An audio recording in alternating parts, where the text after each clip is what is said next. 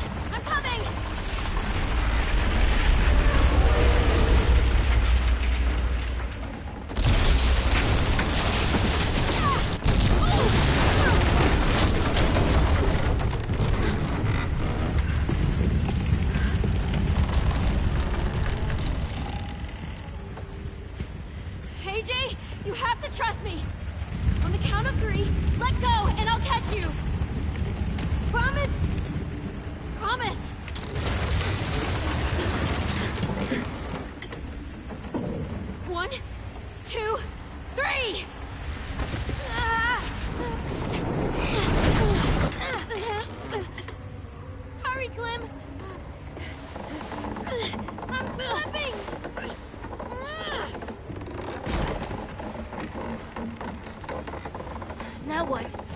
We need to find a way down. This ship isn't gonna stay afloat much longer.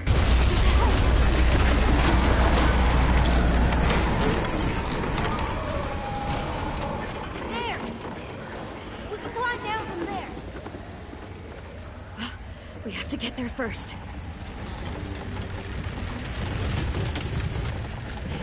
Okay, we've We've got to jump. It's far. I know it's far, but it's the only way. You'll have to go first. You'll need a running start. I don't know, Clem.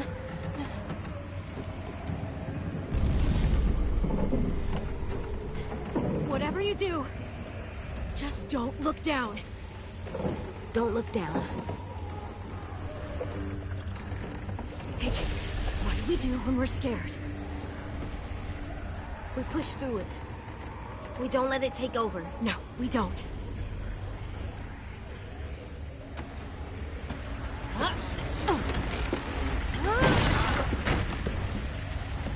Come on, Clem.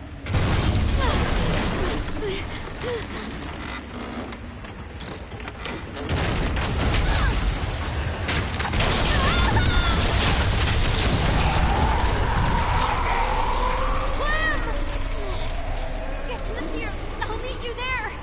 I'm not going to leave you. There's nothing you can do. I'll find a way there. Now go!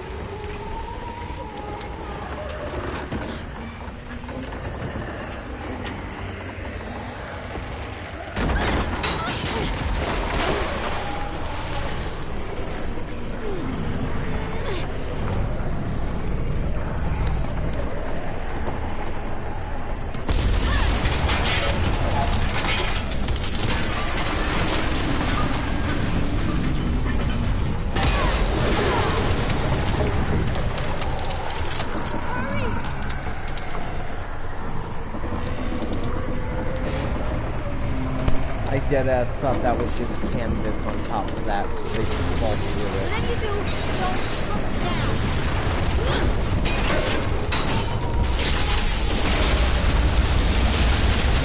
No way, Clem and Judy and AJ's man.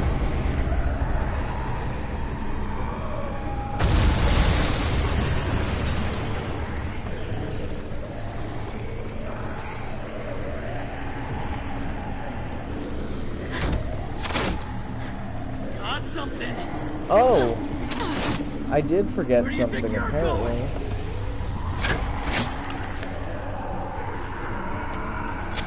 way, you're just walking out of here. My people think you could just leave. That was a fucking close Fuck you. one.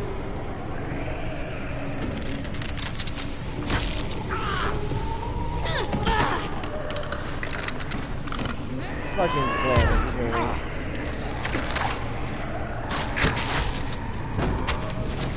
Bye-bye, buddy! So many candies. Well, Clem and Tooney, how many arrows do you got?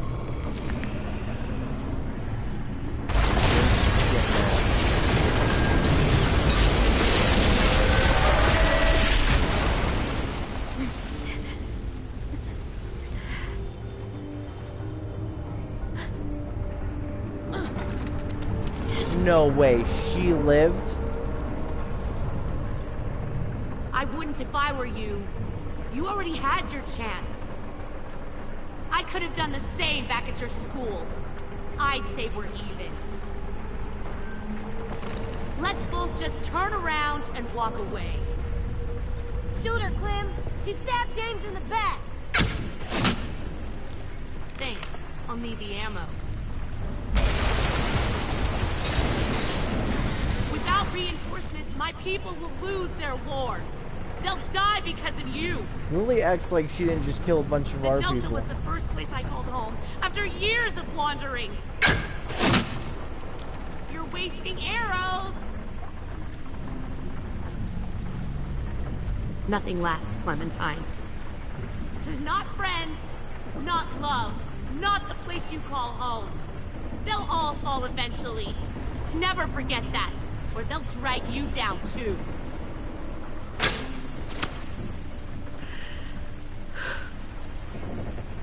Fuck you, Clementine.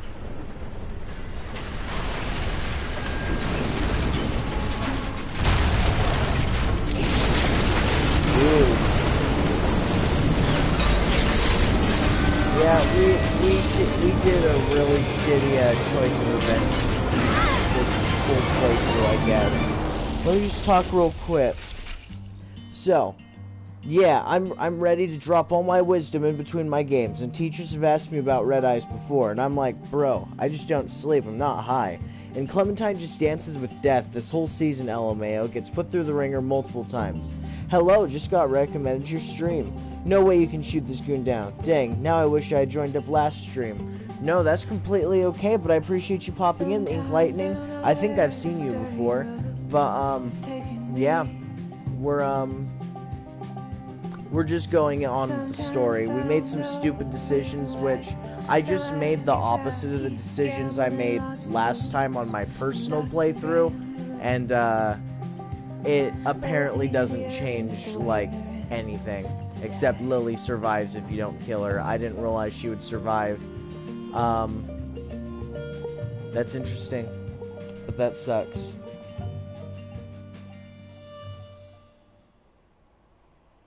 Hi, baby. This baby's sitting there just staring at me. And he's a cute little wiggle dude. But yeah. It was, I'm not happy with the way things, turned out. We also had Kate die in Season 3. Which, I don't like how all of Season 3 turned out.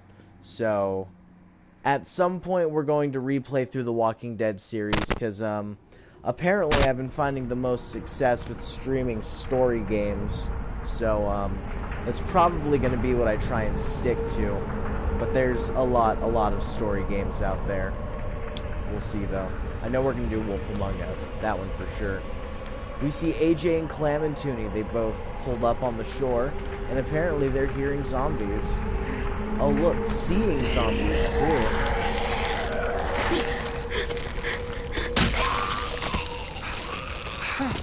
Lewis? Lewis! You made it!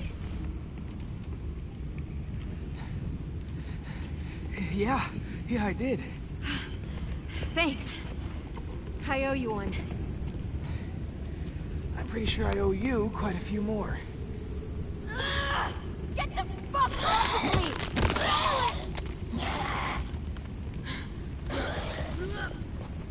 Oh god, it's bitch face.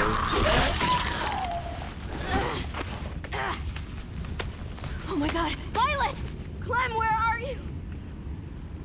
Lewis, get over here! She's hurt! Where's Minnie? What? I don't know. We headed towards the boiler room to stop the bomb, and I just... Whoa, slow down, you're... Where is she? Lewis! Okay, Vi. We've got you. Come on. Oh, shit. Can you see? I don't, just... Don't let go of me, okay? Clem!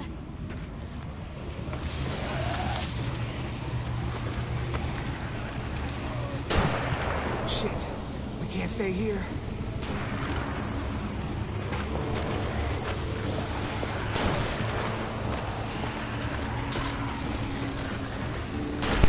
Yeah, I am very, very unhappy with thank how God. this all turned out. You guys made it. That's a whole lot of monsters. And more coming by the minute. Stay cool. We knew this would happen. Violet, are your eyes Fucked up. They're fucked up. We just have to get off this beach.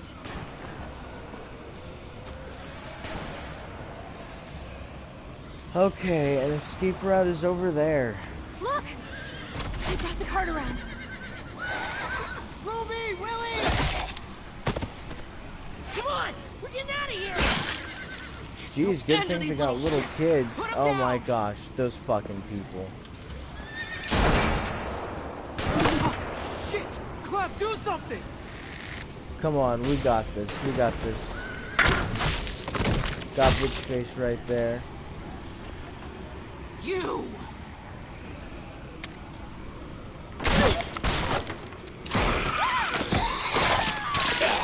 She's bitch face.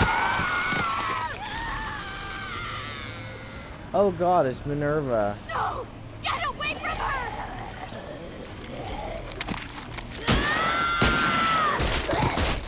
God, I hate the way Minerva looks. I don't know how to describe it, but she just looks so hateable.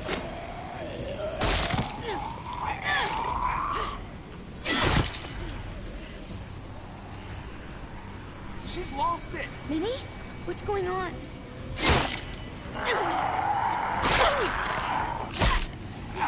She's got bit. Oh my god. We gotta break for it, now! Everyone run for the cart. I'll stay back and cover you. I'll be right behind you. The second I see an opening, I'll make a break for it. Jeez, Clam and Toonie. Clementine, hold on. the stuff I said on the boat in the cell, Worry about that later. Minerva makes me nervous, LMAO. Bitch is too tough for her own good. I would not describe her as tough.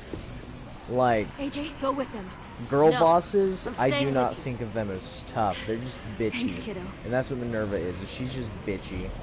She, didn't make any tough decisions in her life. She did get sold into slavery, but I don't know. Wait, so if she was headed with Minerva, how did she get hurt but Minerva didn't?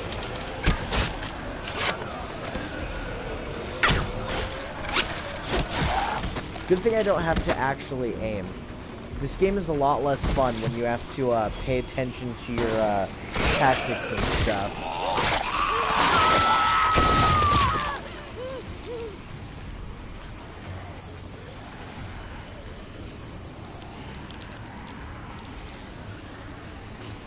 Clementine! Fuck you!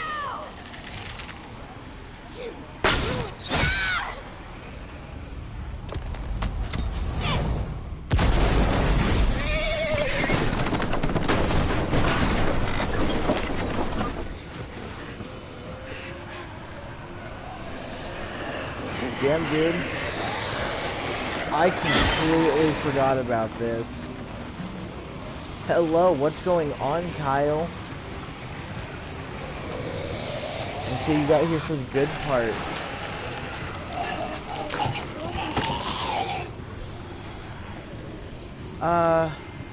I guess. I guess you got that there, but I was talking specifically up till that point. Like when you had first made the comment that she was tough, I was like, Clement Toonie, you're supposed to kick his knee. Why didn't you do that? Shit! We already seen them dodge the thing and everyone leave it behind. Not much, how about you? I'm doing pretty good, Kyle. That's good to hear, man. I was gonna say, we're on the final episode of the Walking Dead game. I mean, there's technically the Michonne thing, but I'm not sure if we're gonna do that one or something else first. But this will be our last bit with the Walking Dead, except for Michonne. Probably ask everyone here what they think. Anyways, gotta go. Very busy and nice. Well, good shit, man. I appreciate you popping in, Kyle. And, yeah, have fun, man. Enjoy your day. Be safe, broski. Okay, so this time we don't want to die. We just have to run around the zombie. Oh. Clement Toonie, why didn't you just... There we go. Okay. Damn, I was wondering for a second why that went that way.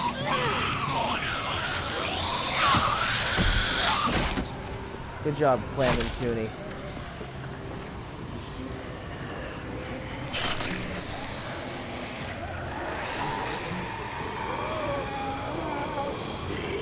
And I also want to point out real quick to you, Carmine, about what you said.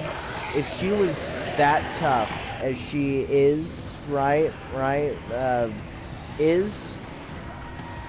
didn't she use that toughness to save her sister? Why didn't she use it for something that was important? A weak person can fight when their life is in danger. Strong person can do it regardless. So, Clem, I don't know, monsters. she's just a We bitch. need to move. We'll have to squeeze through there. We don't know where it goes. Well, we do know there's walkers in the other direction. But Move it, dummy!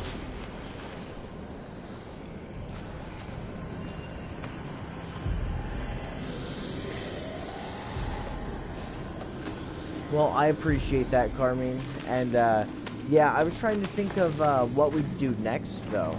Because I'm thinking that, We're safe, but not for long. we could push through the Michonne's... We could push through It's so Michonne. dark in here. I'll let them talk. This and then sucks. This really fucking sucks. Like, Figure physically something out. tough, but she's just a little bitch. Yeah. Okay. I was gonna say, I'll concede with that one. But her being tough, no, she's just a bitch.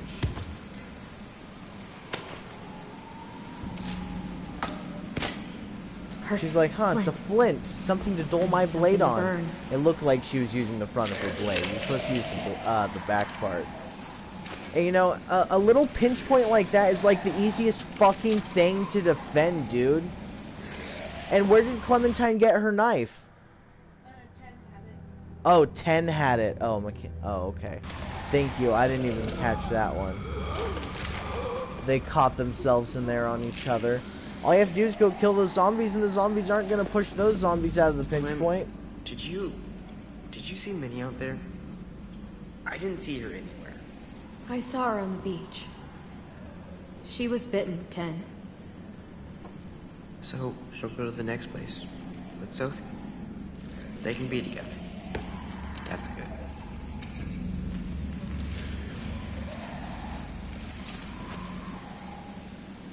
What you looking at, AJ? It's so dark in here. I love you, Working bro. on it. It doesn't feel Possibly safe. There's too Picasso. much danger outside. I don't know wish I who had a you gun. are, but We'll be out I of here soon. appreciate it. I'm sorry, I don't know who you are.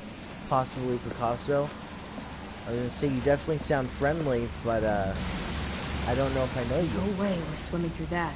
Let me just say, you rock, Possibly Picasso. But right now, we are trying to find some things just sitting around out here. We gotta decide what's going. Can't burn this without something to hold it up. You know, just burning the cloth by itself is going to give you a very, very short thing. Oh Another yeah, there's one. always time to pick up toys. Gotta get Always. home before AJ can play with it. Are you sure? Now here seems like a good spot. I won't lie, in a zombie apocalypse, a fucking cave like this would be the most amazing thing, because the zombies aren't breaking through those rocks, right? You got natural water running through here. There's technically other exits as well. You would have to worry about zombies being brought in through here, but I don't know, this cave seems like one of the most hidden and best defendable places just at all, right? You get down here, and if you have some way to put up solar panels, man, holy shit, you got yourself a little home that you can just stay in forever. Alright, but we do gotta go upstream a little bit. Oh, we also found a crystal. Might look nice in our room. Just have to get home first. Thanks for reminding me, Clementine. I forgot you can't just put it on decoration for display out here. Huh, silly me. So it looks like we have to drop down that log, but I'm not actually sure. Damn it, it's all too wet to burn. But it doesn't mean your cloth is in... What? Oh. Okay.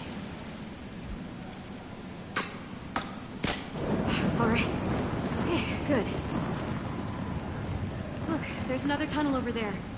It's too far. Well, we gotta find something to help us cross.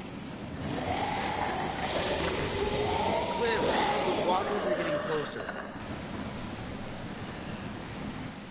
Don't worry. We'll be home before you know it. Oh, good thing Clementine was strong enough to just stick that directly into the fucking rocks. Dude, she's got, like, Hercules arms or something. If I yanked that out of there, it would drift down the river and get caught in the rocks. Good catch, Work as a Clementine. bridge. And then walking across it, what else do you think that would do? Since it's got nothing to support it underneath, and you're adding your guys' 100-pound selves, minus them, maybe I guess they're like 80 pounds. But Clementine, I'll give you a solid 110. Maybe I don't know how much people weigh. But we've seen Clementine take some beatings. Okay, so it looks like the only thing we actually can do is push the log. And we see all the zombies there.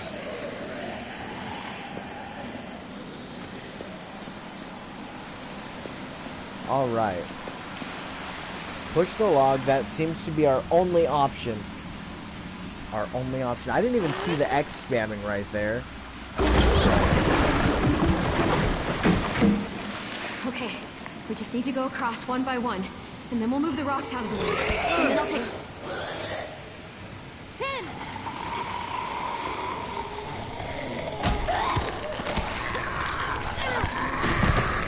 Well, good shit, AJ, but good thing you didn't land on the fucking stalagmite.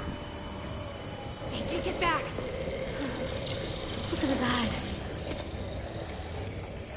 AJ!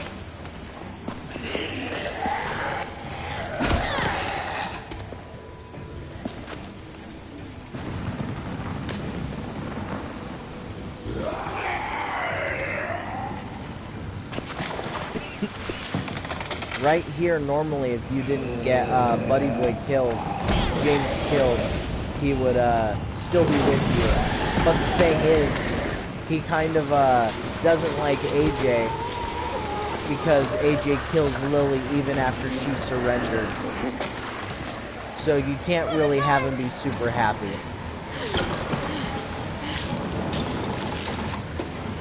Cross Clementini.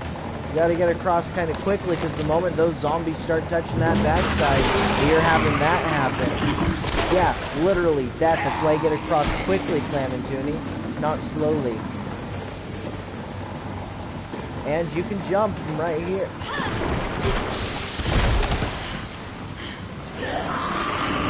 Well, goodbye. Bon voyage. God damn it, James. Literally.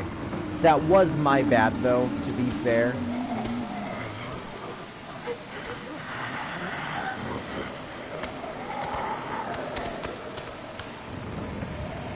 So they picked up James's mask, but no one uses James's mask.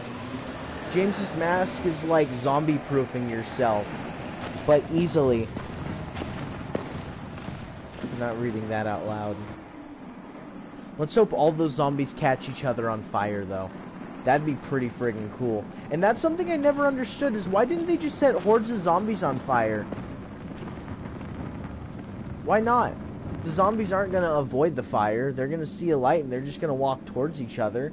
So you set a zombie on fire, the zombies are going to see the light, and they're going to go towards the light, and they're all going to try and surround each other, and fire spreads from 1 zombie to 4, 4 zombies to 16, 16 to 100, and it just spreads until the whole herd's caught on fire. You know, you might burn down half the country, but I mean, you got no more zombies. Surely fire destroys the brainstem as well, right? Which way do we go? Of course it has 10. to, I think. Do you see a light down any of these tunnels? But you do see some zombies that survive. AJ, still with me?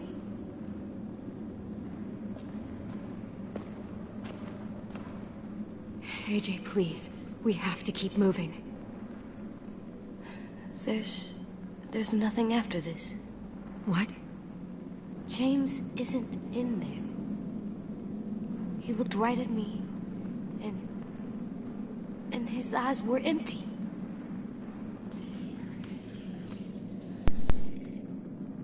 There's nothing after we die.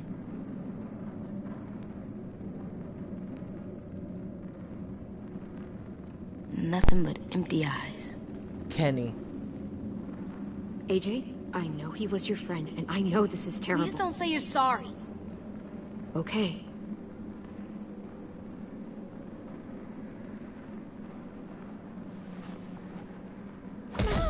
Why did you make my friend go away? Everything is just wrong. Like something spilled on the floor and you just can't get it back. James's death is not on you. I made the call, and Lily is the one who stabbed him. And me. It's on me, too. Quiet! James shouldn't have been there, AJ. None of this was supposed to happen. What? I can't hold all of that in my head. It's okay to be confused. You say don't be soft, but everything that you do just messes up my head. Be strong, be brave, and if I can't stop the bad people from killing me, kill myself first. AJ... When we were talking with Abel, you stabbed him and stopped him from becoming a monster. You made killing look so easy. You killed that guy when we were sneaking on the boat. You didn't have to, but you did. What made him different from Lily? AJ, please, that's enough. I'm sorry. I'm just scared something will take you away. Aren't you scared of that too? I like that right there, AJ does point out all the freaking contradictions that have been presented to him, right? I think that it is very, very, very well done in that sort of writing. In general, I think Season 4 is really stupid, but I think that the way AJ reacts and interacts with the environment based on what you say, what you do, I think that it was pretty well done, not gonna lie. But James was a little autistic about the whole zombie thing.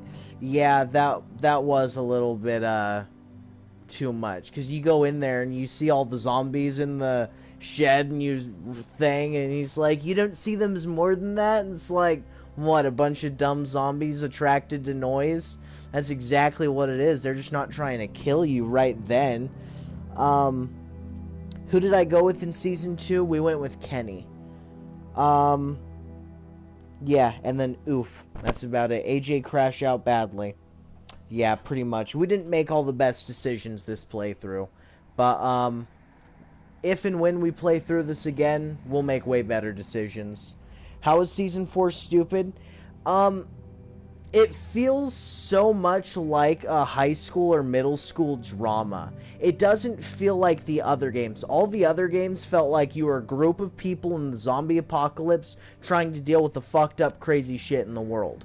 This one feels like they made a game that was basically a kid's movie. You know, the kids save the world sort of thing, where you have a 6-year-old who has the power of Spider-Man or some shit like that and goes and defeats the entire Russian military single-handedly.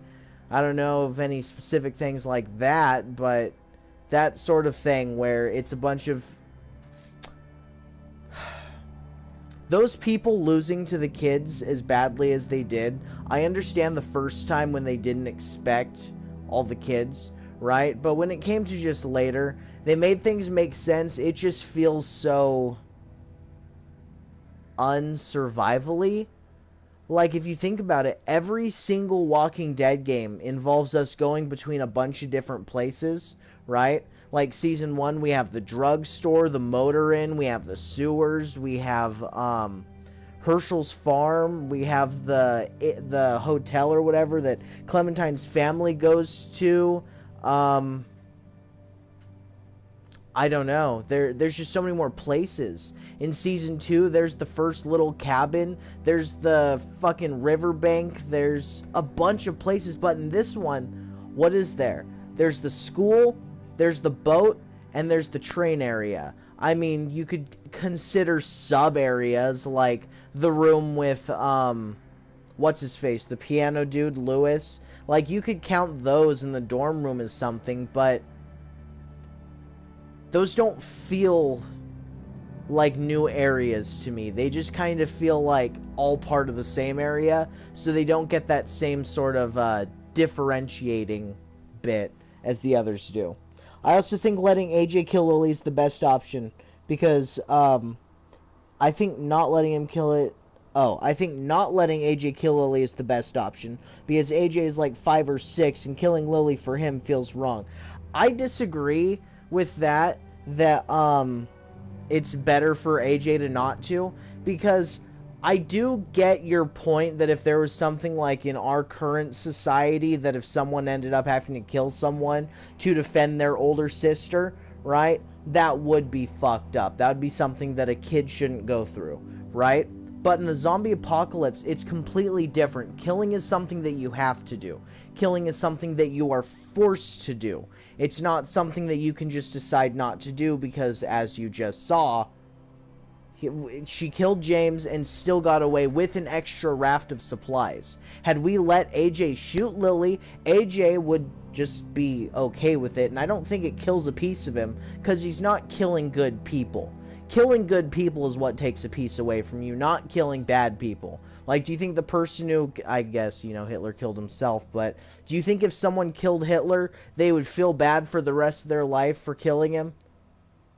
Like, no, you're not going to be traumatized for killing a piece of shit. It just doesn't really work that way. Maybe for some people, but That to me just sounds like weak will. And, nah, man, I think Season 4 is the best in my opinion. Not exactly family. You'd rather have James dead than Lily? Huh?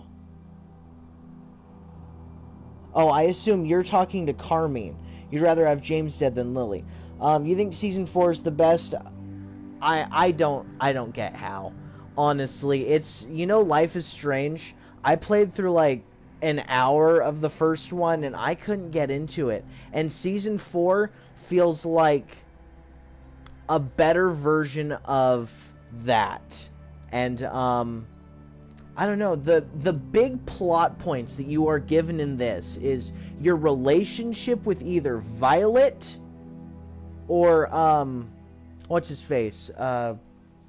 What's it? Lewis. Violet or Lewis. Like, that's one of the big choices in the game, is who are you going to romance? Every single thing is trying to get you closer to those kids. All those, times where you're talking in the hall, or you get to go walk around the yard and talk to everyone, see how they're doing. All of it wants you to grow attached to these kids. To think that these kids are cool characters that are worthy of being in a Walking Dead game. That they are, you know, on the same level as Kenny and Luke and Lee and fucking stupid bitch-ass Jane and Arvo and fucking Javi and David and Kate and all those other characters. These characters in Season 4 do not reach the same depth and emotional attachment as those other characters in the other seasons did. You could make the argument that Season 4 is the shortest, only being 4 episodes. This season, though, is longer than Season 3, because Season 3 has 5 episodes, but each episode in Season 3 is about an hour and a half. Each episode on Season 4 is over 2.5 hours. So, sorry. Carmine says, I think Lily should die. I just think Clem should do it and not a 5-year-old. I agree that it would have been better if Clementine had been the one to do it. But, I didn't even notice. Sorry. I lost my spot again. I think Lily should die. I just think that Clem should do it and not a 5-year-old. That's completely understandable. But the cards that they were dealt at that moment, they didn't have a choice. I mean, we saw what happened. We could have stayed quiet. There is technically the secret third option. And I don't know what happens if we stay quiet. I don't. But, it was either tell AJ to stop or let AJ do it. Right? That's about it. And, there wasn't that third option. That would be nice in an ideal world, but I mean, also in an ideal world, you know, Brody wouldn't have had her skull cracked and she had just been knocked out, you know, didn't turn into a zombie, and, Marlon just got hit in the ear, and, you know, just sometimes the way things should, or you'd prefer it played out, don't really play out, and obviously it didn't do with that. In my opinion, killing Lily is better. She and her daddy Larry were assholes, yes. She even kills Doug/Carly. Yes, she does. I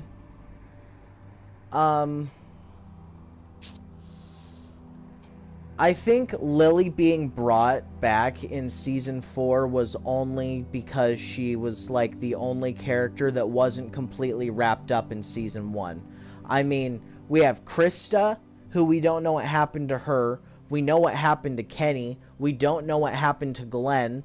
I'm trying to think if there's any other characters that we don't know what happened to. We don't know what happened to Herschel. Herschel and Glenn, I think, are the only 2 characters that we don't know what happened to them. We do know what happened to, like, a lot of the cancer survivors. We also don't know what happened to the girl from the very first season. I don't remember what happens with her. It's me, man. Hello. Been here since episode 1, season 1. I do recognize you, Red Dead Doggo. What's going on? Yes, I agree about Jane. The way she goes out is stupid, too, if you go with her. Yeah, Jane didn't just go out stupid. Jane was stupid. Jane was a really crappy character. I didn't like Jane. The only cool thing that she did was show Clementine how to kick the back of zombies' knees. Like, that was cool. That was cool. But that's the only thing she did that was cool.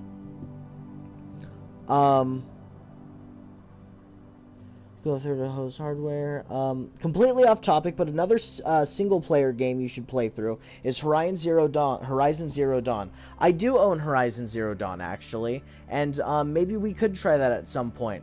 I've been doing story games like Telltale games. Like, we have a few up next, which we have this game called Erica. We have a game called Beyond Two Souls.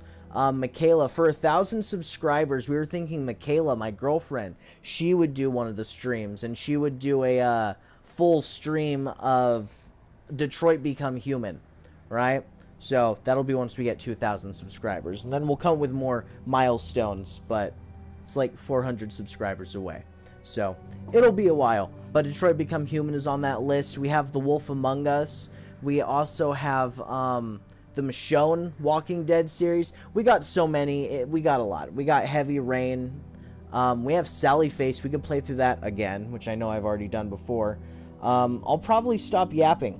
But, yeah, and hi, what's going on, Psychopump 2077? I appreciate you popping in, man, and I am so sorry that I didn't say something sooner. But hello. Until Dawn playthrough would be goated. I actually do have Until Dawn. I'm glad you said something about that, because Until Dawn is one of the ones that we downloaded to be able to play. I know there's some more that we're also able to download, like there's the Dark House Anthology, there's the Quarry, there's a few more, but they're just on PlayStation Plus. Been here since episode 1, season 1. It's me, man. Hello. Oh, and then lastly is Georgian Bank Robber that said the writers were considering having Krista in Lily's place. I'll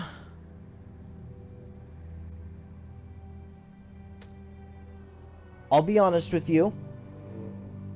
I don't know how I would have felt about that, like if they did use Krista instead, because I mean, Krista would have been neat to have there because we don't know what happened to her.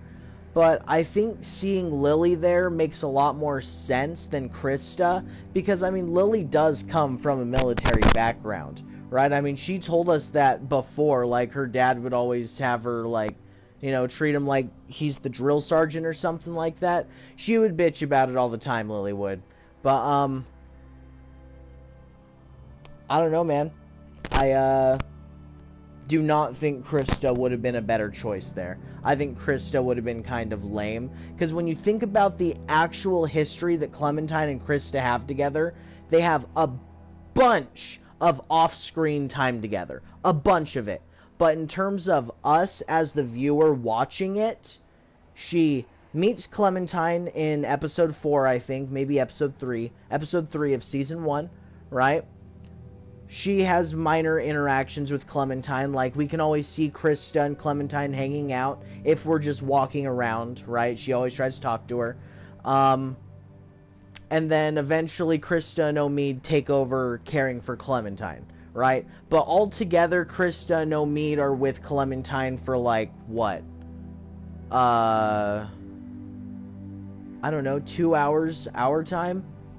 And then we have the entire beginning of Season 2, which is like the first episode, and that's it. So, with Lily, we have the entirety of Season 1, Episode 1, 2, and 3, which is, I would argue, about the same time, but with how much emphasis they put on Lee and Clementine's relationship, a character from that same time, which would be Lily, I think makes for a way better twist than, Krista, who I really didn't care for.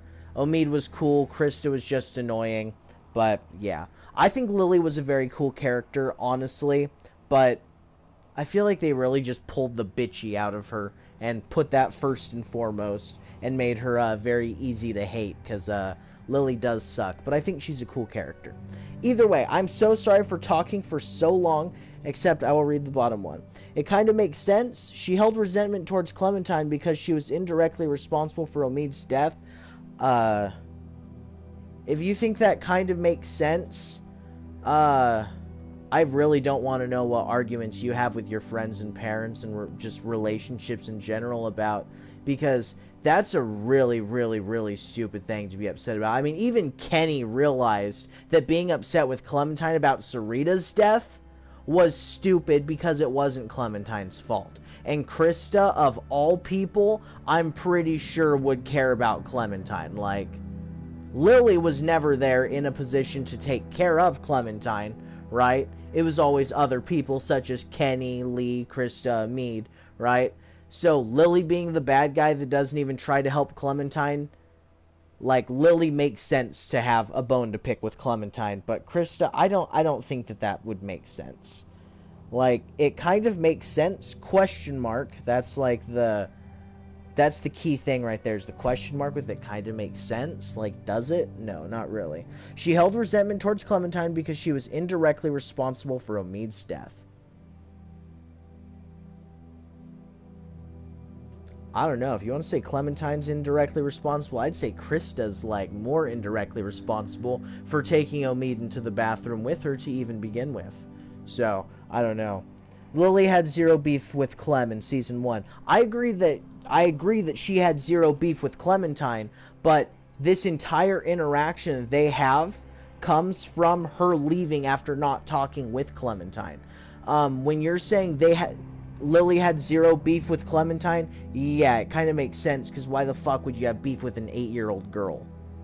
And same with Krista. Like, I mean, at these points, Clementine was, what, 9, maybe 10? When she was with Krista, and now Clementine is 16, so it wouldn't make much sense for them to have beef with Clementine anyways. That's why I was thinking that if it was Krista, Krista would be more understanding of, Clementine's situation, which is protecting a bunch of kids. But Lily is trying to take these kids, and oh shit, one of these kids is Clementine. And then everything that she had felt about Lee, she does bring up that Lee didn't side with her. I'm pretty sure she does, at least. That no one ever was with her or Larry, and no, it was always her against everyone. Yeah, I don't know. I don't think Krista would have been cool or would have made sense. Like, you could make it make sense, just like they did with Lily. Like, Lily hardly makes sense. How the fuck did she get here, right where Clementine is? But, yeah. I'm so sorry I paused and talked so long, everyone. Leave the world behind. Listen, kiddo. Everyone is scared of dying, of what happens after. Especially if it's nothing.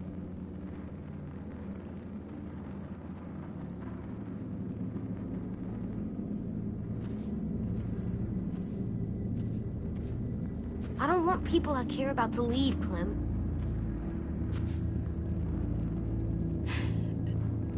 I have to kill anyone that tries to take them away. I do. You told me I was right to kill Marlon, but I think you were confused. By what? It was murder, and I was still right.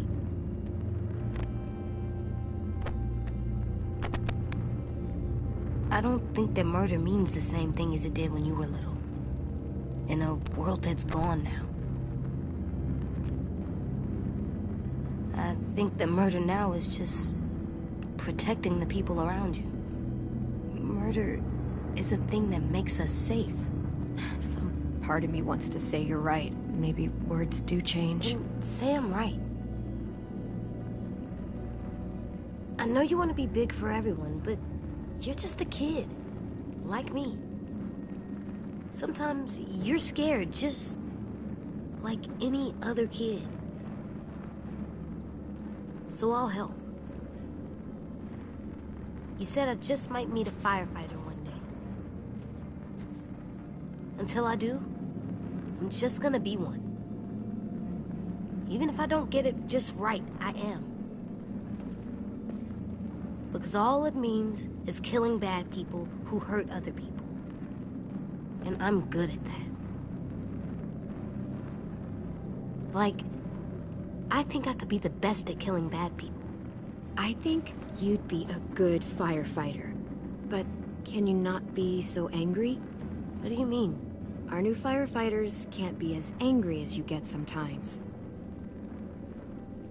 I need you to trust me, Clem.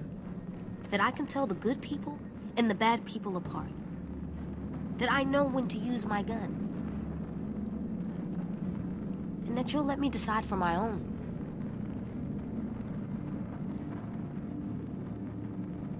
Okay. Really? Firefighters have to make the hard calls, which means they deserve our trust. And if they kill to protect others, they're never happy about it. Killing people doesn't make me happy, Clem.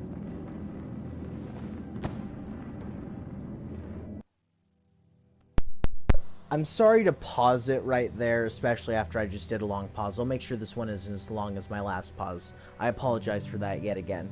But, these comments I think are important to get to. Lily wasn't even the real leader of the Delta, just an admin of the branch she was in control of. With her alive, she'll be penalized majorly. Another thing that's very important to Lily is survival, right? And maybe her movement is more important. But I feel like if that is true, Lily would not go back to the Delta. I feel like if she would be penalized majorly, I feel like she would strike out on her own. We obviously don't know what happened to Lily since she left. She told us that she was on the road for a long time. Went with some groups and none of them lasted. And then she joined up with the Delta. And here we have the Lily that we know and met just, earlier. And yo, what's up, Orb Thief? I appreciate you popping in.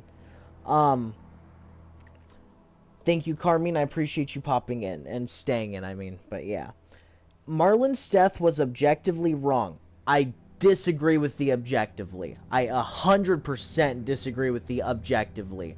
I agree that it was unnecessary, but it was not objectively wrong because Marlon murdered Brody, literally did, tried going up there and telling everyone that he didn't just murder Brody, right? And tried to say that Clementine had murdered Brody. So when he goes up there and locks Clementine down there with Brody's, dying corpse that becomes a zombie, right?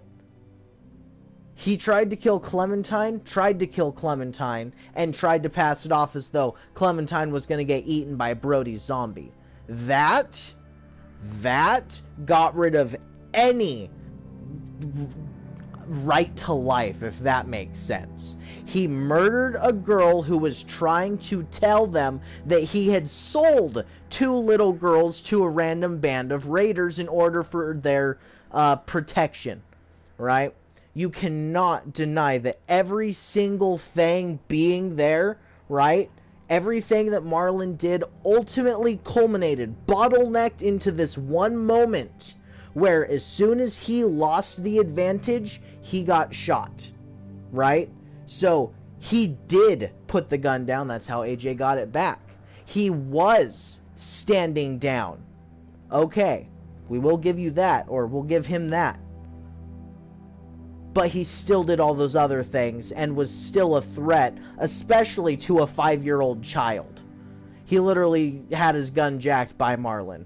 I do not think that it was objectively wrong. It is true that it was unnecessary, right? Like, they did have him. They could have just locked him somewhere. But who's to say that he doesn't become a problem later on down the line, right? Who's to say that Marlon doesn't get a vendetta against Clementine and eventually joins the bandits because, he already kind of had it good in with them because he gave them 2 children.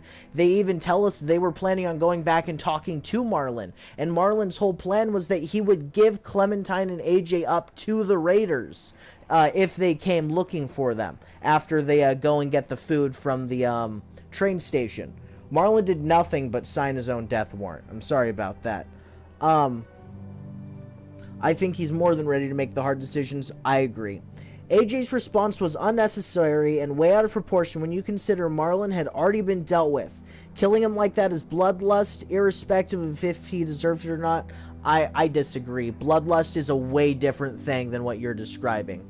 Bloodlust is when you're going out on a fucking rampage. What we see Minnie doing, that is bloodlust. That is rage. Minnie is doing that. What AJ did, he was killing the person who was threatening the people that he cared about. Marlon did more than enough things to sign his own death warrant. Marlon deserved to die more than any of the other characters in this. Not only did Marlon know what he was doing was wrong, it's not like he's 10's age, right, who's like 10, and making stupid little kid decisions. He is about, 16 to 20, right? Marlon is. And he still did all those things, and I mean, you can just ignore that. He sold 2 little girls. That, to me, that in and of itself was enough. Like, if someone had sold my children, that person has easily earned a death warrant. Like, there's no way to justify that. You can't justify a person who sells your children. Sure, it was 10 sisters, but I mean, as a parent, as a family member, imagine if someone just came in, took your siblings, or even your parents, and just fucking sold them to some random people, and then lied to you about it, and you find out later that they were the entire reason those people were taken away. You can look at it as an observer, but you need to put yourself in the shoes of the people who are being actually affected. That's why I think a biased jury is really frigging silly, because a parent, you know, working on a case of a child being murdered, that's technically biased, right? If you have a child at home and a child murderer, I don't know, man. Stuff that involves children affects me a lot more than stuff that involves adults. It's way different, and I'm so sorry. I went into long talking again. AJ makes me think killing Lily choice is so hard. On the one hand, Lily deserves to die, but making AJ execute her can't be good for him, and letting her live is contradictory to how Clem acts. When I played this, I had AJ kill Lily, and AJ, I don't want to go too much into it, but AJ turns out just fine. Right? AJ is good. He's not full of anger and bloodlust and pent-up rage. He's not full of that. AJ is a sweet little kid forced to make grown-up decisions, right? He has to decide at his small, young age and limited world experience whether or not someone deserves to live or die, right? Regardless of how we feel about it, the world that AJ, Clementine, and everyone in The Walking Dead has been thrown into has changed. You can say what's morally acceptable has changed, but I don't believe that morals change. Morals stay the same no matter where you're living, right? It's only reactions that change, right? In ancient Greece, where there was a bunch of rich people sleeping with small boys, that was normal then. But that, to me, is still morally wrong, regardless of if that was socially acceptable, right? There was slavery that was something that was socially acceptable, but you wouldn't argue that the morals changed, that it was morally okay back then. You would just say that it was socially acceptable because, you know, people had slaves. And it's similar with this. The morals don't change, just what socially acceptable is. AJ killing Lily would have been him defending his family, would have been defending Clementine, his new friend James, 10, and I thought there was another person there, but I actually think it was just those 4. And I don't see how that was a bad decision. I think I made the bad decision by telling AJ not to. Like, what's worse, having a kid kill someone or watching their friend get murdered in front of them? I think that watching someone get murdered is a lot worse than murdering the person who just tried to murder your friends. I mean, AJ literally saw Lily have that one person chop off, Lewis's finger. Marlon had a shit haircut too. Yeah, I agree with that. That's literally the only reason I let AJ do it. It's because of that fucking mullet. I'm just kidding. Michaela likes mullets. She's a weirdo. I agree with you about Marlon being murdered was justified. I agree, Ink Lightning. Did you let AJ 200 pump Lily, or did you pick the other option? No, we let Lily go, is what happened, but, we told AJ not to shoot. So, yeah, bad decision. I don't like the way it turned out, but it turned out this way, and we're gonna play through with it. It's not like we're gonna restart. They don't change anything about the ending, question mark? Yeah, but I mean, the way it's set up is exactly what you're saying. Like, it's set up that way, but it doesn't mean that it is that way. Yeah, this is also the game. I'm sorry that I'm pausing it again. It's just that I think that this is a big point. As soon as I say it, I'll be done. Okay? He's one step away from being Jack the Ripper, too. They think that AJ is a danger no matter what he does. I completely agree with you. And, that just goes to show more of what I think is stupid about Season 4 is the fact that they tried to make it to where killing people is just so wrong. This big decision, because I understand that killing good people is bad. That's not hard to understand. But The Walking Dead sometimes gives you the option of killing good people or bad people, right? Like Jane, she put herself as a bad person when she made everyone think that she killed the baby, right? Like, that put her as a bad person. What else do you want everyone else to think? Except for when you go up there and be like, I couldn't save the baby. Jane got killed. We find out that Jane didn't kill the baby, and even Kenny's like, dude, I wouldn't have killed her. I just thought that she literally had killed the baby, because she was always talking about how she didn't want a baby, so he just assumed she had killed her, right? I don't know, man. The game always tries to make you feel like you made the bad decisions, even though you made the good decisions in Season 4. In Seasons 1, 2, and 3, I feel like when you kill Carver, the game doesn't try and punish you for sitting around and watching Carver's death. You get some stupid moments, like when you have Kenny being like, did you lose your taste for this stuff? Like, that's the only specific example that I can think of where it has something stupid come out of you making a decision that I think is completely justifiable, right? It's, I don't know, like, the people that don't like you if you watch Carver get killed, Sarita has an issue with you, Luke has an issue with you, and even then it's not big. It's not like it changes that, because they don't try and put you like you're the devil for making those decisions. I don't know, but Season 4, everyone hates AJ for what he did. There's no one there that understands it, except for Clementine and AJ, and I don't like that. The show did that with Morgan and the Every Life is Precious plot point. Yeah, you are right about that. You are right about that they did that with Morgan, but there's also a few times that I thought Morgan should have not done the Every Life is Precious. Like when the wolves led the zombies into the camps, right? Or I think it was Alexandria or something like that, and he has the one guy that he can kill or let go, even though the same guy robbed him. Getting robbed isn't the same as having your entire community attacked.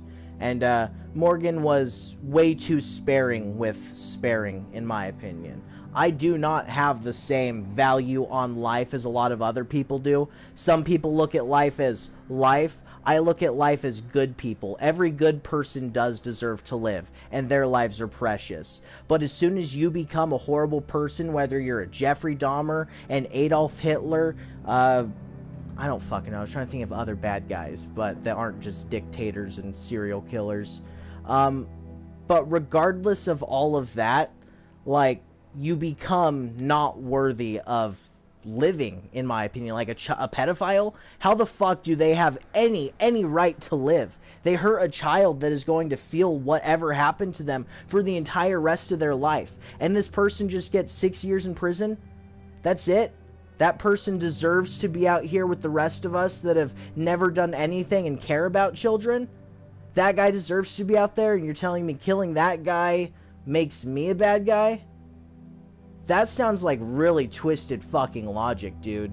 Like, a lot of people bring up the whole argument of, would you kill Hitler if he was a baby? No, I'll be honest. If you can go back in time, you could also just re-guide someone if you could go back in time like that. But if you knew that everything wouldn't change, I don't know. That's a bit different, of course, but time is fluid. Yeah, that was me going way too far. Sorry. Gimple's writing was very flip-floppy. I don't know who Gimple, Scott M. Gimple. That's one of the guys who writes for The Walking Dead, isn't it? I think so. Also, in, like, episode 2, they flashed the thing about torturing Abel in front of AJ, but, like, he killed multiple of our friends, and we need to know where they are, and he won't tell us. What can I do, for real? Yeah, I saw that. I was about to say something about Clementine's 16, man. Like, if you're little, guess you have a pass, but, like, if you're not 16 or under, man, you're kind of creepy. Not gonna lie. Talking about the teen Clementine, not the 8-year-old Clementine. Yeah, but that we're still talking about. You're probably a teenager with how you're saying that. But sorry. Have you seen the Clementine comic books? God, I hope they are not canon. Yes, I actually own 2 of them, and I normally keep them right next to me, though. where did I put that book? I have, this is the second one. I don't know where the first one is. Oh, it's over there. Oh shit, showing you the back side of the book. But yeah, this is the second one. I was thinking that after we finished the whole Walking Dead series, we would read through the entire book, both of the books in the live stream, right? Do a live stream where we go through the entirety of the comic books, and I'd probably do that one as a vertical stream, you know, not my normal. I stream off of a PlayStation, so if I was to stream off of my phone, it'd be a bit different. But I think that'd be pretty cool.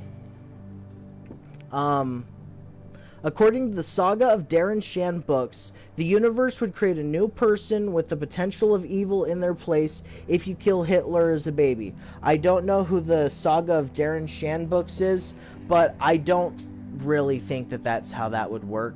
I think that something similar, I guess if we word it differently, I could agree with it. But I don't think it's a person with equal evil. I just think events similar to what happened before would happen, you know, as well. Like, if there's something bad bound to happen, it doesn't matter what it is as long as something bad happens. And I feel like if you kill baby Hitler, something else bad will happen. Maybe not another friggin' Jewish genocide, but maybe it's, you know, the purging of elders or something like that. But something just equally horrible and bad, if that makes sense. I think that that makes more sense than just the same things happening. And I have no idea what the... Sorry. Okay. I don't know who the Saga of Darren Shan is. I apologize. Geez, I'm 17. What's wrong with that? Well, you're fine, but... yeah. I was gonna say, once you get older, man, it's a little bit creepy. Do you fuck with the comic books or nah? No. No. No, no, no, no, no, no, no, no, no. Those books are grade A garbage. The only reason we got them was because we didn't know what they were, right? We ordered them off Amazon, we got it, we got half or about 3/4 of the way through the first book, something to do with the ski lodge on top of a mountain or something similar to that. Something on top of a mountain in the first book, and dude, oh my god, it was so stupid, man. If you haven't read the books and you are interested in it, let me know, and after we finish the Walking Dead series, we will do a stream of reading through the comic books. Like, they're pretty short. I mean, the only reason we didn't get super far was because trying to read a comic book with someone is a lot harder than reading a comic book by yourself. Reading a comic book by yourself, you're like, panel, panel, panel, panel, panel, panel, panel, panel, panel, panel, panel, panel, panel, panel, panel. But if you're reading it with other people, you're panel,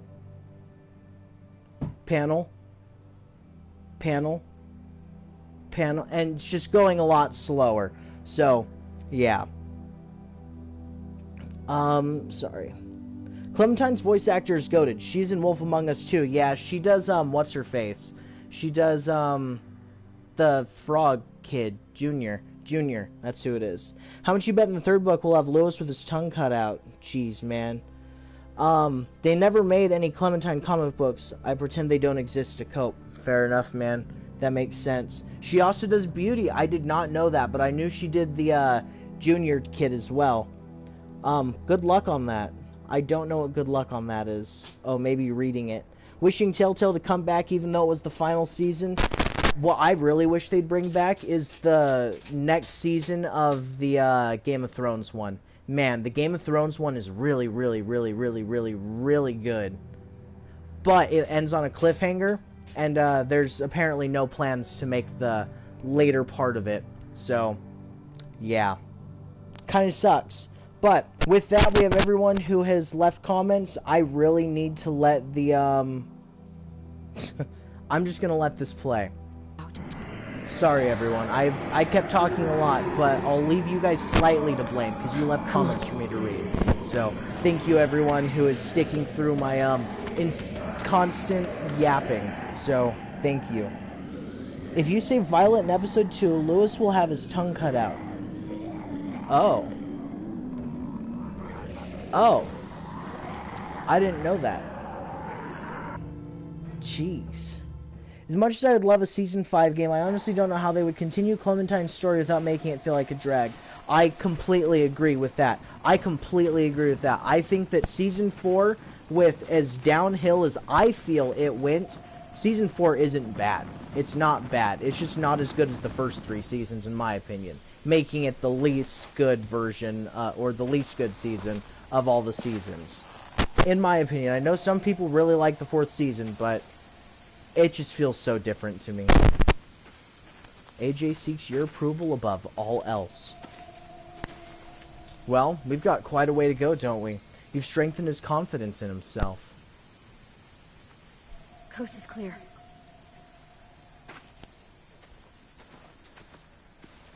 The shore is that way, and the school is probably that way. So, hold on. They lost the licenses to most of their IPs. What's this gameplay interrupting my podcast, SMH? I appreciate that. I didn't even think of it like that. I just kind of felt like I was being annoying, rambling. But yeah, I forgot. People listen to podcasts. I don't, but I forgot. People listen to podcasts. So, me talking isn't exactly bad as long as I'm not spewing complete Omar bullshit. voted us out? And Ruby? Yeah. Huh. What made you think of that? Asim said you knew how to survive. He could just tell the school would be safer with you there. Interesting. Thank you, 10. I voted for you because I liked you. But his reason, it was better. I just thought you should know. Asim was right. We were safer. Good shit, Asim. We were more scared than we let on when you met us. That's really nice of you to say, 10. Thank you. That's okay. Now that we're Thank out you, of danger Budkiller. and going back home, just made me think of it. I like a sim. If Marlon was still in charge, we'd be taken away to wherever, or dead. Instead, we fought back, because you showed us how. We weren't safe with Marlon, even in his safe zone. We were just hiding.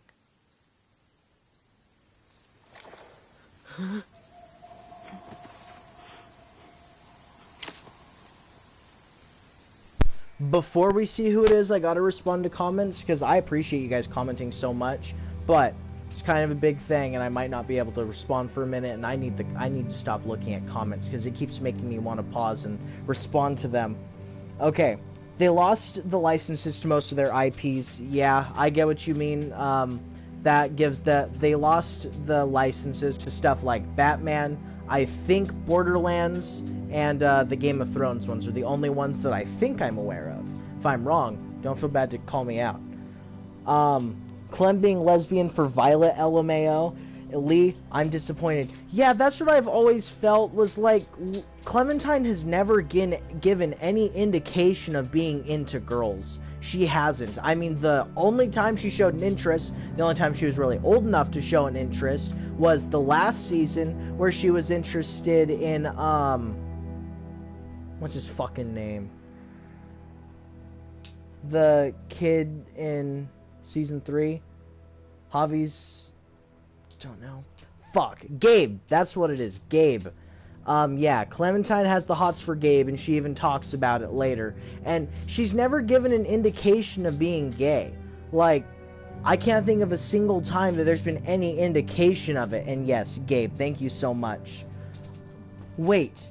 Back to the Future, Jurassic Park, Minecraft, Guardians of the Galaxy. Is there really a Back to the Future and Jurassic Park one? I forgot about Minecraft Story Mode. I forgot about that one. And then Guardians of the Galaxy, I think they only made one game of that, but I completely forgot about that. I wonder if they still have the ones that, like, they created. Like, I think they have The Wolf Among Us. I know there's The Wolf Among Us 2 that's supposed to be coming out. And I think they still have, like, Sam and Max. I think that's one of them. But I don't know. I am myself a hardcore Season 4 lover. It's my second favorite season.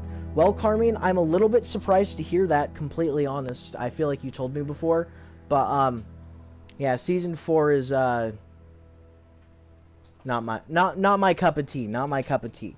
Budkiller's had the stream going the whole time, but it's raining bad, and he'll watch when he gets home. I appreciate it, Budkiller. Sorry that I didn't respond sooner when you might have seen it. Season 4 does feel a lot different, which is why I love it so much. I think it's very hit or miss for a lot of people. You know, I've heard nothing but good things. I feel like I'm in the hardcore minority of Season 4 being my least favorite. Whenever I say it's my least favorite, I really need to reiterate. It's not that I don't like Season 4.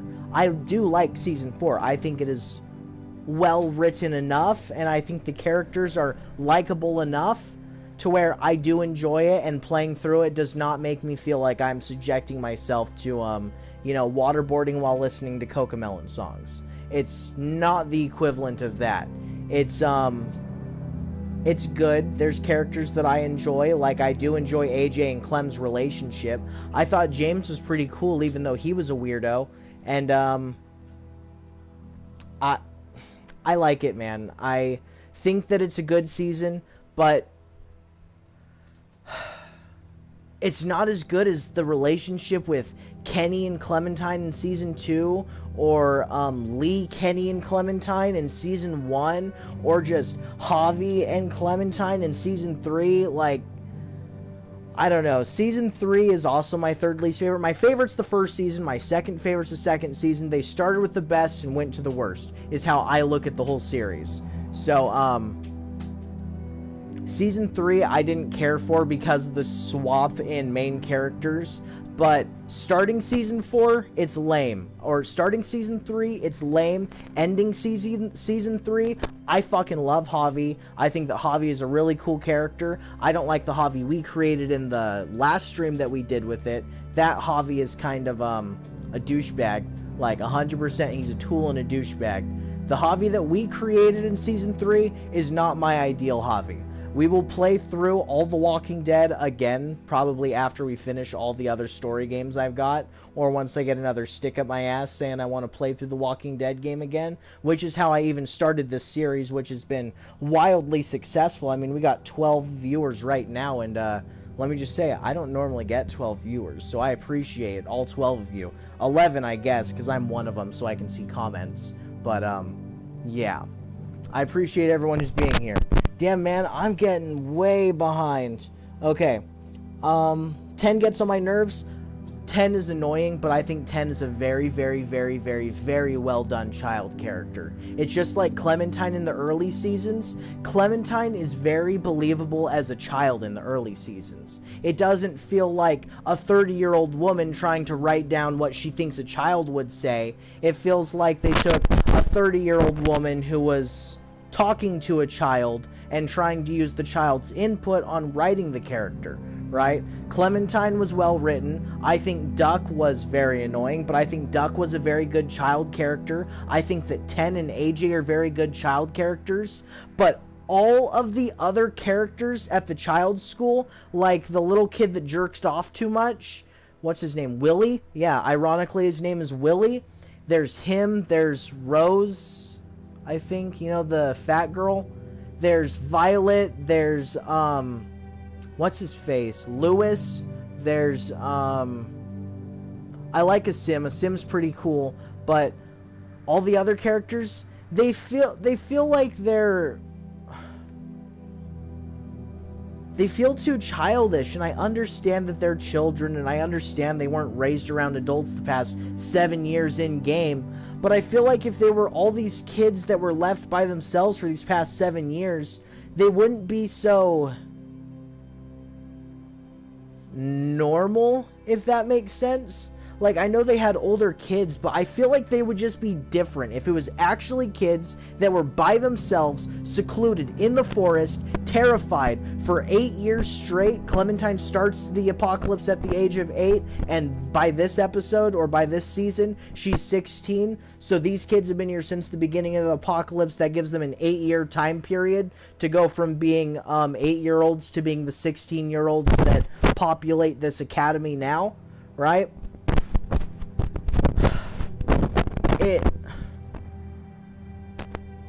I don't like the kids as characters. I don't think they're good characters. There are some of the kids that are good characters, but most of them, they just feel so forced. They feel like the characters in Life is Strange. They feel like they really want you to think that this person is so cool and so deep. I don't give two shits about Violet's backstory. I don't care what happened to her. I don't care that Lewis was a piece of shit. Like, Lewis didn't do anything that marked him as a cool character, in my opinion, right? The characters feel like they want you to automatically like them without earning it. Kenny has an introduction. All the people that you first meet when you get into Carver's camp, or when you just go with the other people at the beginning of Season 2, when you first meet Javi and them, and you're getting all those flashbacks of before, all of those give introductions and build-ups to the characters that you grow to actually care about. But Season 4 has very little of that character introduction that can make you feel like you're growing with the characters. But to be fair, Season 4 might also only be taking place over the course of, 3 months? Like, Season 1 takes place over the course of a year. Season 2 takes place over the course of about a year. Season 3, I think, is just a couple of months, actually. And, Season 4, I don't know. But, yeah. Sorry. 10 gets on my nerves. Talking about the other games, I did not know there was a Back to the Future one or Jurassic Park one. Season 4 has an 8.8 on IMDb. Yeah, I heard most people like it, but it's not my thing. My personal ranking is Season 2, Season 4, Season 1, Season 3, but considered as a whole story, it's a masterpiece. Season 2 being above 1 is wild. That's also what I felt, too. Tarnish says, Kenny lost an eye, Lee lost an arm. Not gonna read that. 2 is goated and better than 1, and I'll die on that hill, whip in hand. I know, Carmine. You said that last time when we were playing through Season 2. Season 2 is good. I'll give it that. Season 2 is the second best season. But nothing can get out of my heart the relationship that Kenny, Lee, and Clementine developed throughout that whole thing. Like, everywhere it feels like Season 1 is going, when Lee dies and it's just Clementine left alone, like, I personally, when I was first playing through it, I didn't know that Lee died, right? So I first saw him die, and I was like, no, how are they ever going to make more, right? And then Clementine becomes the main character, which you find out later if you read through things, that the whole plan was for Clementine to be the main character. Just Season 1 was introducing her to the zombie apocalypse. Season 4 is her being fully acclimated to it, I guess, being Lee for another kid in a different way. I don't know. Oh, Duck, not Doug. Took me for a second, and the fat girl is Ruby. Oh, yeah, thank you. Georgian bank robber, it's your funeral, I guess. Oh, talking about Carmine on the hill with a whip in hand. Yeah, they're 13, Willie, so that means he was 5 when he started, right? That means he was 5 when the zombie apocalypse started. And he tells us that Mitch was his friend and the one that took care of him ever since everything started.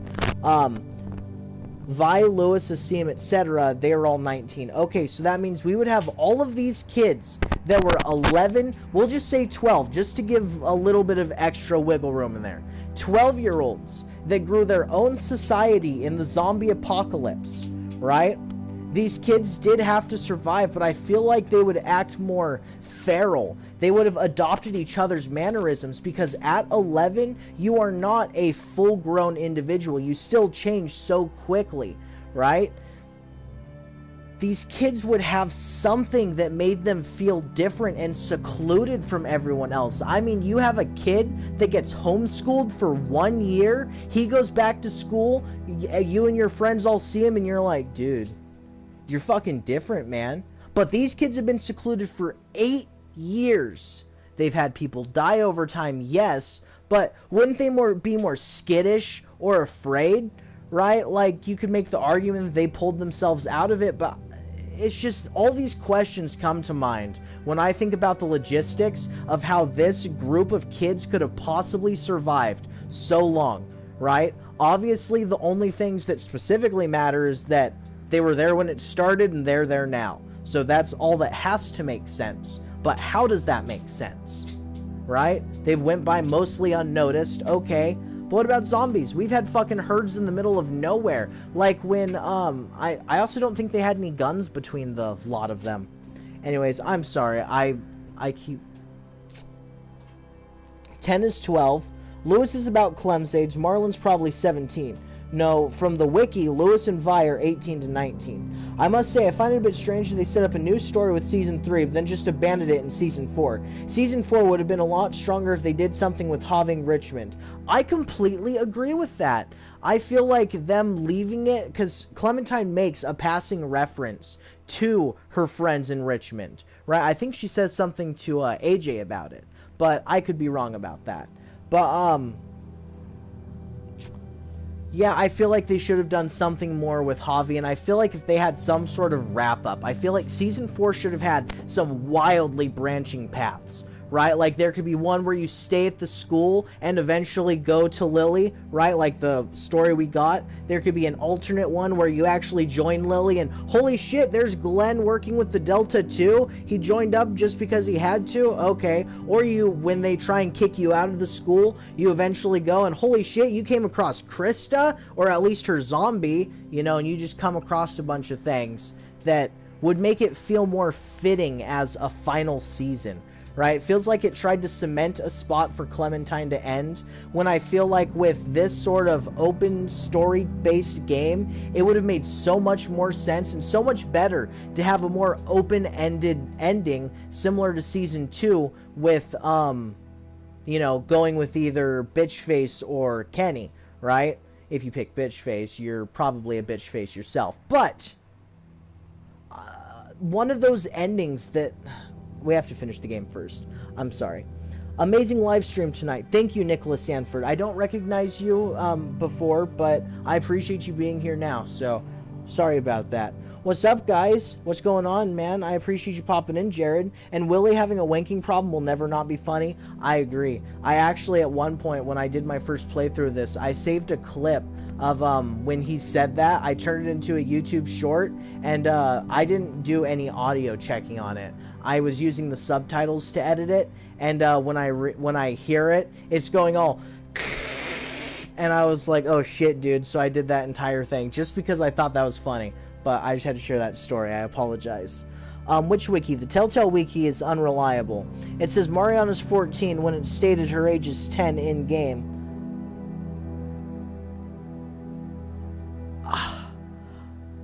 Are you sure Mariana's 10? I guess she could be 10, because Gabe is about 14 and Clementine's about 14 too. She might even be younger. I guess Mariana could be 10. I guess Mariana could be 10. And if it states it in game, I'm not going to say you're wrong. I just don't remember that. I thought she was around 14, and I thought Gabe was, you know, a little bit closer to 16, but looking at how tiny AJ is in the third game, and how big he is in this one, which we know he's 5, there's been at least a 3-year difference. So Clementine was at least 13 in Season 3. So, yeah. The Walking Dead wiki is much better written. Javi says so to David. Oh, Gabe is 14. Mari is younger. That makes sense. It also never cites its sources. The wiki you're referencing is wrong about Mariana's age. You can't take the letter. Okay. So that leaves us with all the comments answered. I'm going to let this play out, and I'm going to try and do my best to ignore comments so we don't have such a long pause. I'm sorry to anyone who doesn't like the pauses, but to everyone who does enjoy my stupid yapping, I appreciate it, and we'll continue now.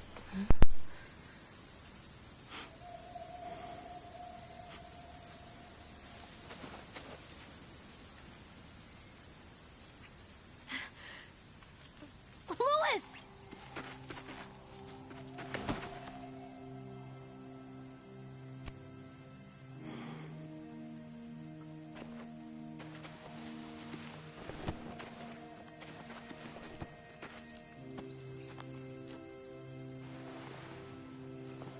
You're not dead. That's good. Did everyone else escape? Damn right. They took that cart and hauled ass back to the school. But you came to look for us. Never would have forgiven myself if I didn't.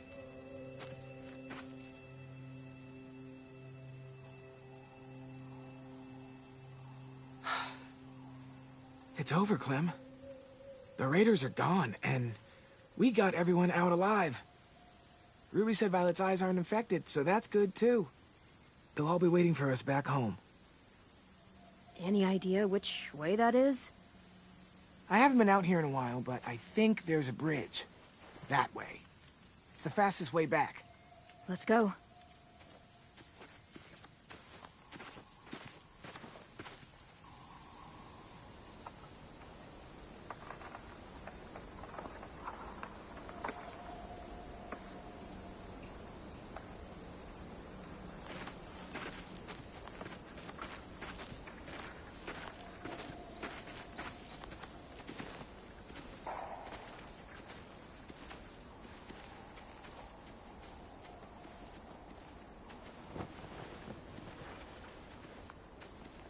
How's the hand?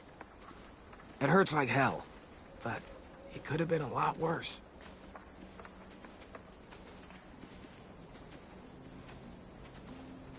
I killed that woman. Back on the boat.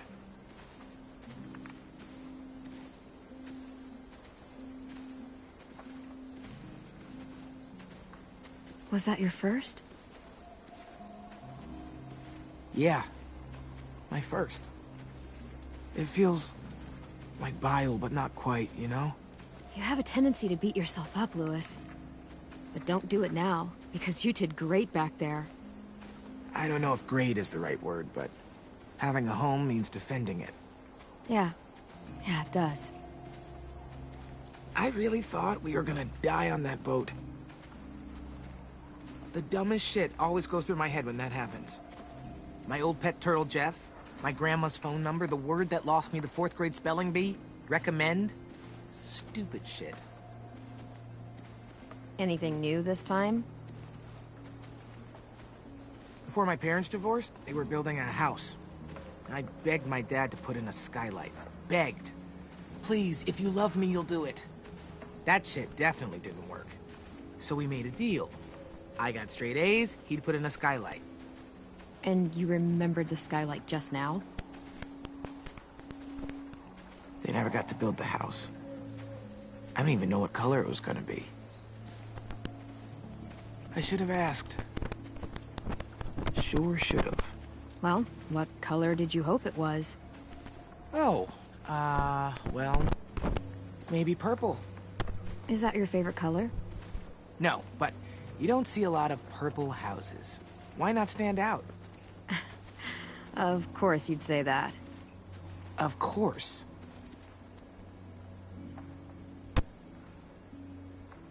Okay, I'm starting to visualize the place.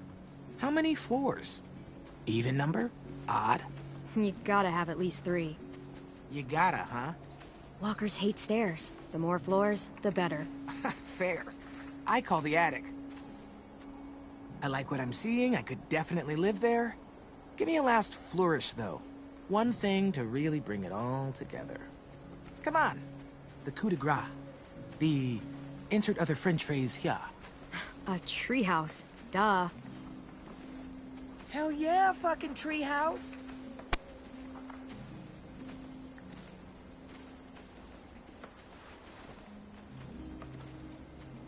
We get back to the school, we are building that house.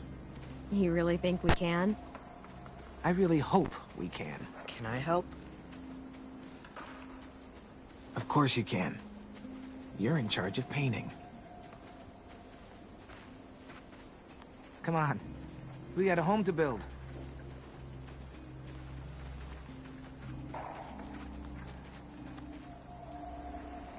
AJ's fucking smirk as he's walking down the road. A 3-story house with a tree house. At that point, you better have a fucking tree mansion to go with your 3-story house.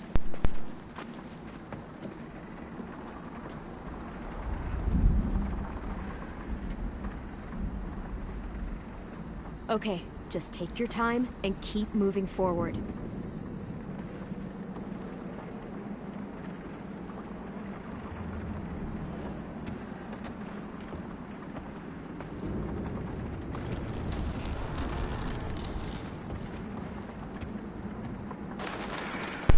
I just realized I could be, like, actually walking around here. Oh, never mind. I was wrong. I was hoping maybe there'd be a collectible to pick up, because everyone knows now is the best time to look. What are you gonna do, Clam and Toonie? Are you gonna climb over and just jump as far as you can? The next. What do we see? Makes you wonder how that spot specifically broke. I want to see if the roof is open too. It looks like it. But what caused it to break? Do we see something sitting down here? We see Plank sitting down there. But I don't see a car or anything. That's far. Yeah, it is. Really far. I think we can jump it. Or just settle across the Yeah, side. I think we can. We just gotta be careful not to land too hard.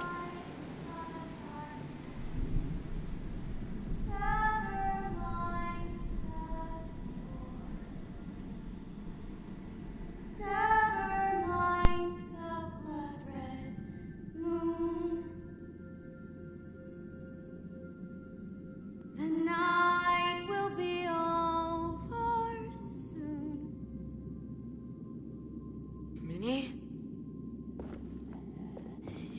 What?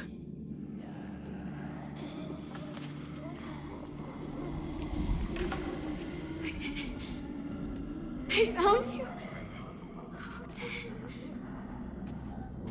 My sweet little brother. Come with me.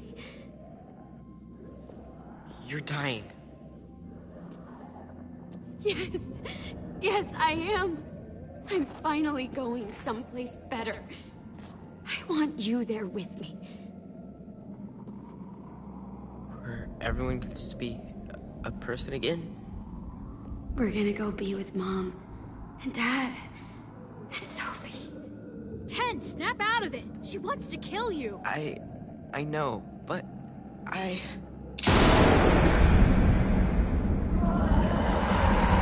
Don't you fucking speak to him! Any of you!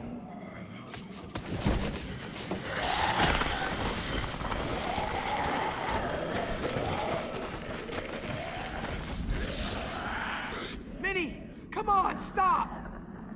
He needs to be with his— Don't do this! Don't worry, Ten. She can try to stop me. But I am not going anywhere without you. The night will be over soon.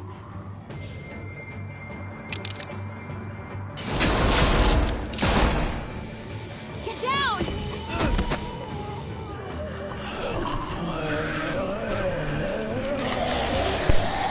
I'll get the Oh kids shit, across the it's gap. Minnie. Don't let the walkers get close.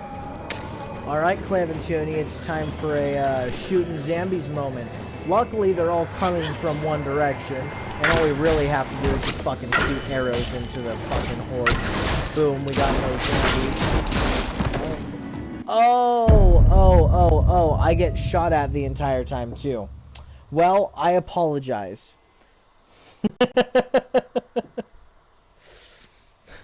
I should probably read these comments just because they're relevant right now. So about the bridge being broken, it is broken because the Walking Dead gods willed it to be.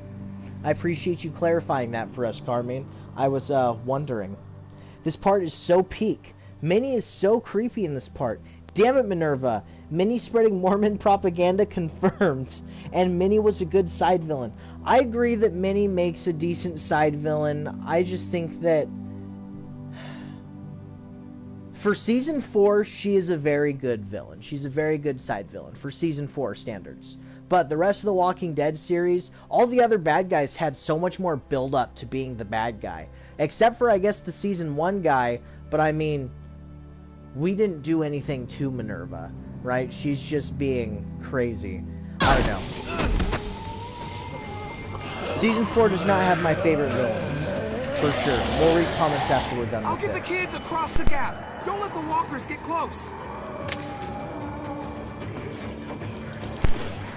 So, Nicholas Sanford asks, where is Rick in the video game?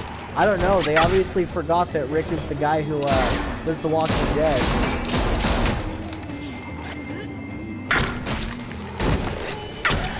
Oh.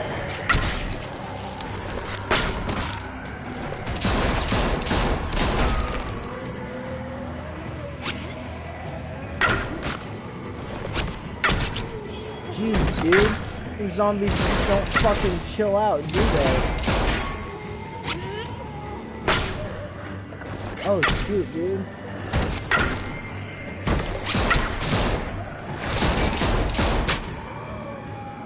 AJ's across. I can't get 10 to budge. I have to stop her. Dude, just fucking grab 10. If she had used the axe right there, she literally wouldn't have died. I don't know. Do you want to answer it? Hold on, we're busy. We'll go out in a minute. You're just something in my way. Fucking Minnie, dude. She's trying to friggin' get us got, but we don't need to get got. Bye, Minnie. Oh, shit. So we shot and missed? Oh, Clementine just got her leg friggin' chopped in, like, half. That was a friggin' good hit by Minerva, man. Jeez, Clementine. I'm taking 10 home. I'm going. Go away, Minerva. Get eaten by zombies, please.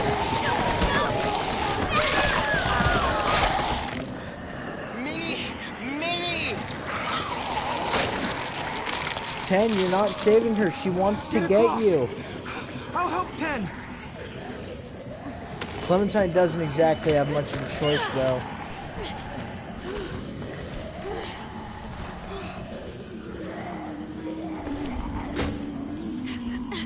Come on, Clementine, you can make it. Oh, shit. 10! We have to go now!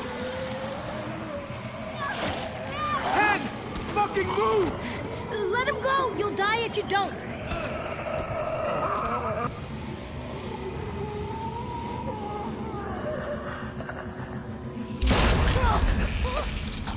No!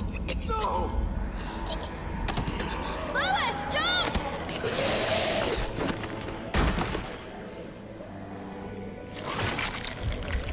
That's right. Come with me. What the fuck? How could you just shoot him like I that? had to! You'd never see your treehouse if I didn't. My treehouse? I did it for you. 10's dead. He's dead. Do you realize that? Look!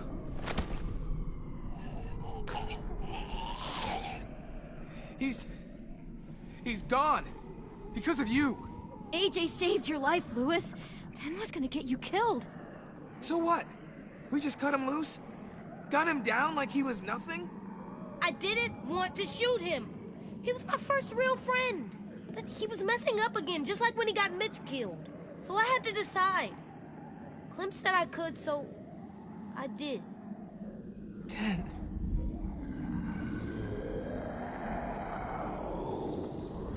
We gotta move.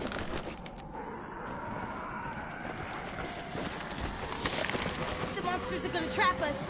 I know. I'll climb over first, then help you climb down the other side. Come on, almost there. Louis! Fuck! Oh, come on! Clem, look out! Damn it, there are too many! Come back over to our side, Louis. You stand a better chance altogether than friggin' separated like that, man. We'll make it! Go!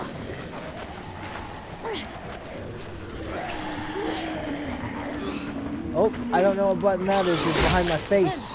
We can climb there. Good idea. Clementine, you kill all the ones nearby you, not the fucking last ones.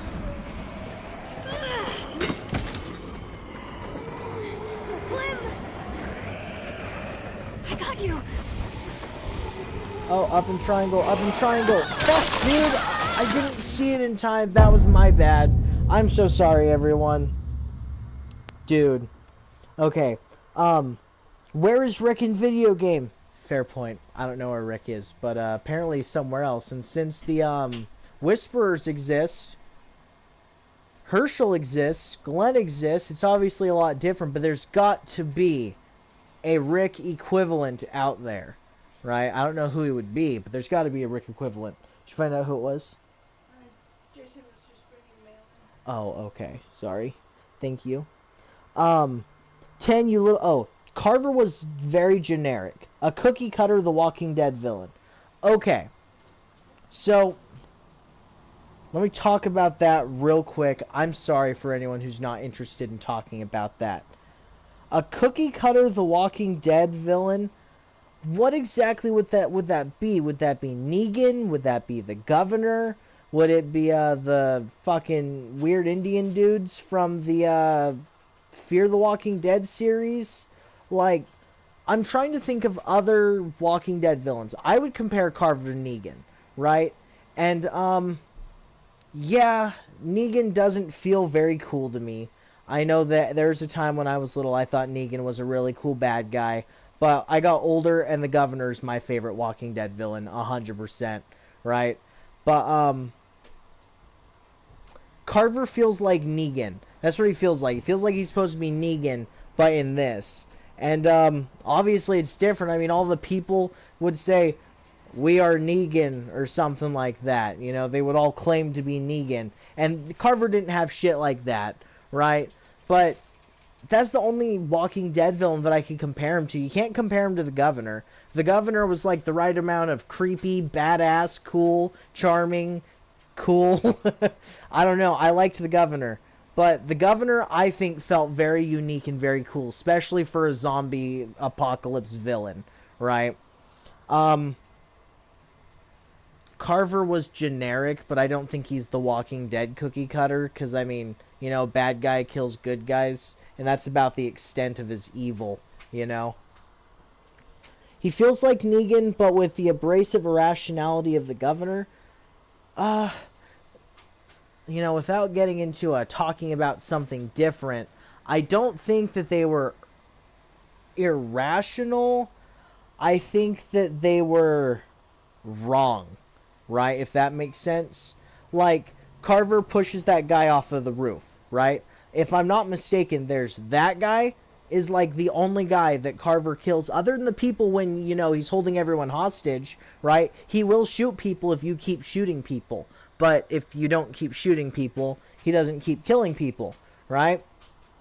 Like pushing Reggie off and beating up Kenny on a whim. Beating up Kenny on a whim wasn't a whim. That was him wondering who had done it, and he saw it was Kenny, and that's why as soon as Kenny's about to put it there, he goes, 3. And then he says it, and then even Kenny goes, oh, you son of a bitch. He wasn't beating him on a whim. He was angry, and he was trying to make a point to everyone else. Just like with Reggie, who wasn't being a good example. He knew that if he messed up, his time would be over. So like that. Like, Carver already wanted to kill him, but then he finally had a reason in his mind, which was a bad reason. But an irrational person doesn't need a reason to do something, but he had reasons. They were just really stupid, bad, fucked up reasons, right? If that makes sense. Yeah, 10 is a little shit. And your Lewis got smoked. I assume that means your Lewis died there. I wonder if you can save 10. Bro, the games are connected to the comic universe. Ha ha ha ha. Okay, that's interesting. If that's actually true, I didn't know that. And 10 running off makes sense. Not so much for Lewis. Yeah. Bro, the games are connected to the comic universe. If they actually are, I did not know that. I do know that there's characters that have similarities between, but I'm pretty sure the comics had Rick in it too. But I've heard the Whisperers were in the comics, but did the Whisperers make any mention to James in the comic? Or are there any similarities with anything else other than just like the Glenn character design? But I could have sworn Glenn still met friends in Atlanta, right? Which I guess Glenn could have left from here to go find his friends in Atlanta, which is what he says. And Glenn could have met up with the group that he's with in the comics there. But I don't know. I don't know how all that works. I've never read the comics. I've only heard things about them. Carver was an amazing villain, far better than Lily. I agree. Lily was not that great of a villain in my opinion. I think the whole reason Lily was chosen to be the villain was because she was from season 1. Like, it's supposed to be, so that's what happened to Lily. It's supposed to be a aha moment that you're kind of forced to have, if that makes sense. Like pushing Reggie off and beating up Kenny on a whim. Only person we saw him kill. Yes, that is true. That is true. But we hear that everyone else doesn't believe. Like when we tell Bonnie that Carver killed Reggie, Bonnie didn't believe it at first, right? Because they were like, they knew he was irrational, or not irrational, but he's an angry person. He's quick to anger and lashing out, right? They were surprised when they found out that he had killed Reggie, right? And the other people, I don't even think that they all got to know, because all we know is that we got Bonnie's help. The other people might not have even cared. Like that one dude that Jane tried to, flirt with that had the gun. I don't remember his name, but the guy that was a dick to Clementine all the time, I don't even remember his name. Troy, I think it was. Also, Alvin. Yes, Alvin was beat the fuck out of, but you also have to think about that was him, trying to show that, Krista was his woman or whatever, even though, it was Alvin's. So you are right that there's 3 that we do get to see. I know we also get to see a few other people killed by him if you keep attacking, right? Like when you get to the ski lodge, if you don't stop shooting, a bunch more people die than have to die, right? I don't know. I liked Carver. I think Carver was cool. I don't think he was generic. I'm sorry about that. I just thought it was funny when you theorized about the Walking Dead game equivalent of Rick, when that's literally the source material for Lincoln's portrayal. Huh? Clem actually had a run-in with Negan during Season 3.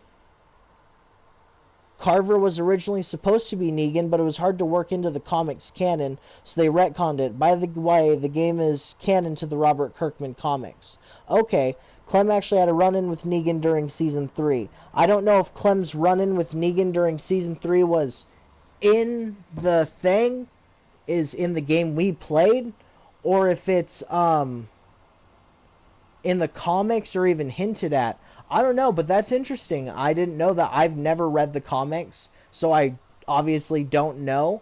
But that's pretty neat. I didn't know that. But, the Walking Dead game equivalent of Rick, when that's literally the source material for Lincoln's portrayal. I don't know, Georgian Bank Robber. It was someone who said, Ink Lightning said that you had a run-in with Negan during Season 3. And, I don't know what you mean by... I thought it was funny when you theorized about the Walking Dead game equivalent of Rick, when that's literally the source material for Lincoln's portrayal. I know that the comics came before the show, and I know that Andrew Lincoln is based off of the Rick comics, and I know that they wanted to make the two different, so that way, people who already read the comics have a whole new show to look forward to, right, with stuff that they don't know, but characters they may or may not recognize. But the games and comic universe is the same. Okay. Interesting. And that makes me wonder how many references there are just hidden around that I just never understood. Alright, so Clam and Tooney does have to get up there, and this time I need to not fail my quick time events, because I'm pretty bad about those, especially when they show up behind my face. That's the worst, because my face being in the corner is exactly what it looks like for me too. So, if it's behind my face and you can't see it, I can't see it.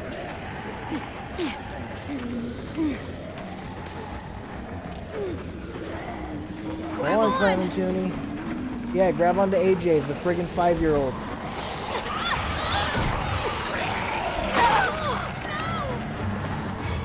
Good job, Clam and Tooney. You got bit. Oh! You can keep that leg, I don't need it. Just let me go. Let the rest of me go. Detach it like you're a Lego figurine, Clam and Tooney.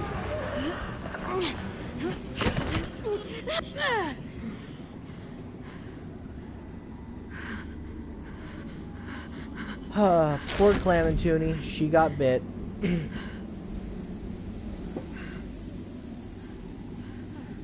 Clem. Your leg.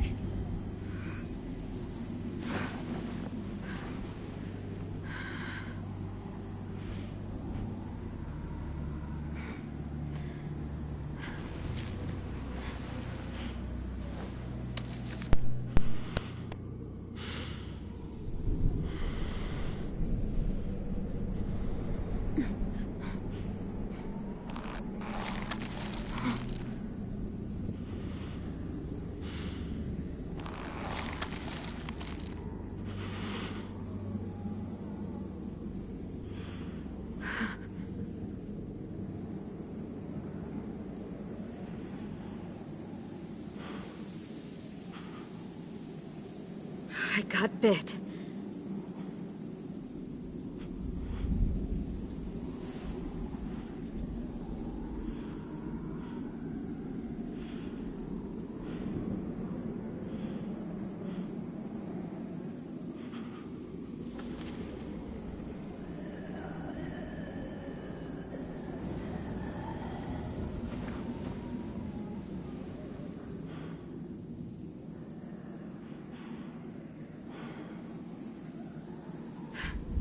Come on.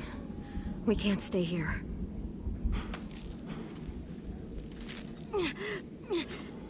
Keep moving forward. Keep moving forward. Keep moving. Oh! Haha, Clementine, that's what you get. Moving. Fucking Clementine, Forward. dude.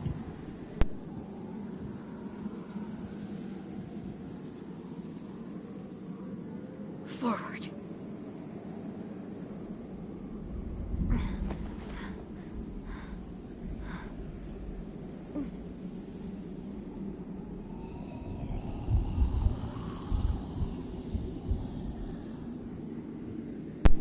So, Clementine got bit. Well, Budkiller got a $7 pizza at Walmart and it's only got 12 pieces of sausage on it. Get what you pay for, I guess. That's fucked up, Budkiller. You might as well just go get some pepperoni or something. Clementine, you're not a zombie yet. You don't need to drag your leg like that.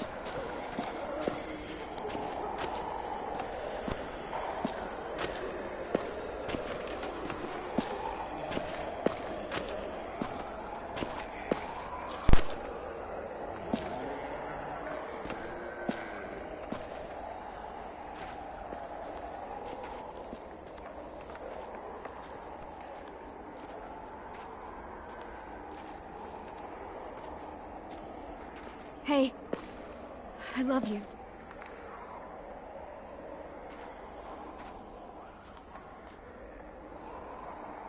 Don't ever forget that.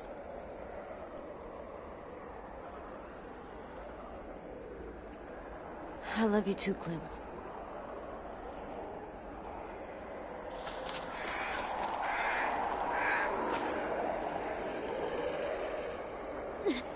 Keep moving forward.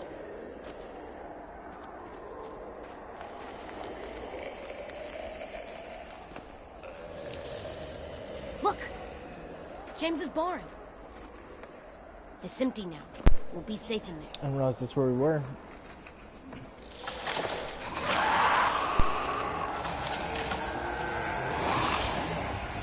Run! Now!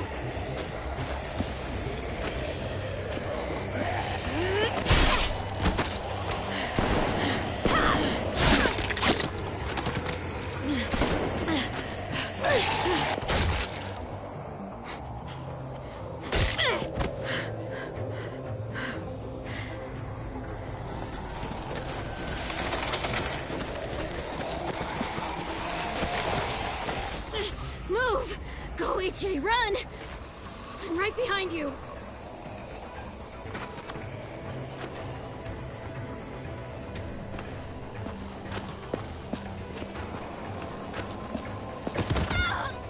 I think we have time to look around for some collectibles real quick.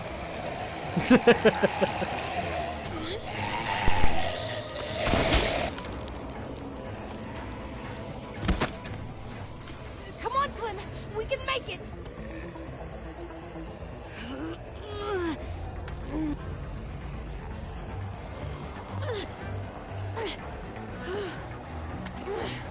So that zombie to Clem's right totally should have been able to get her.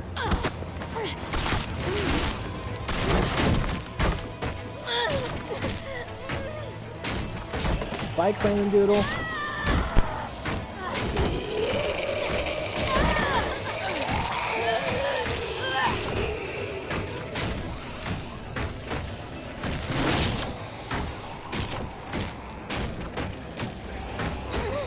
We need to find something to stick between the handles.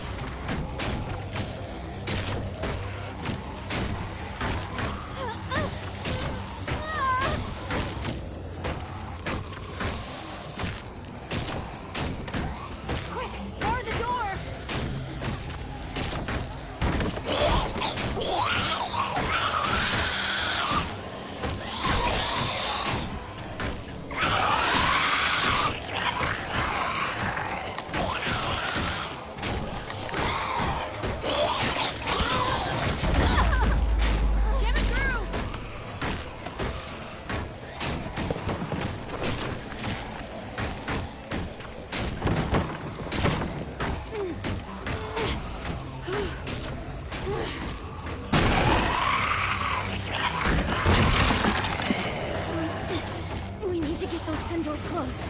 Before they break through.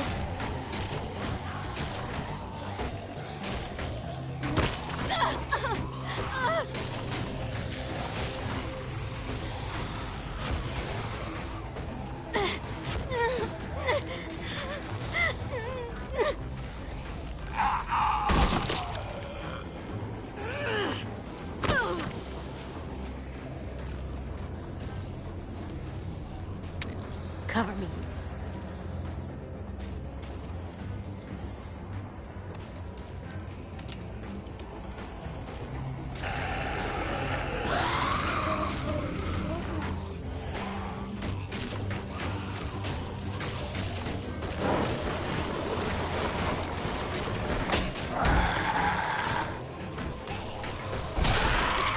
Get inside.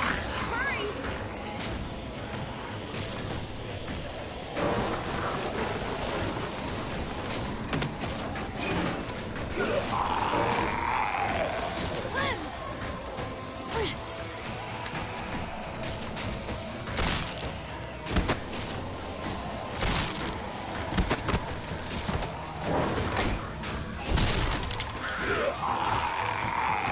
AJ, over there!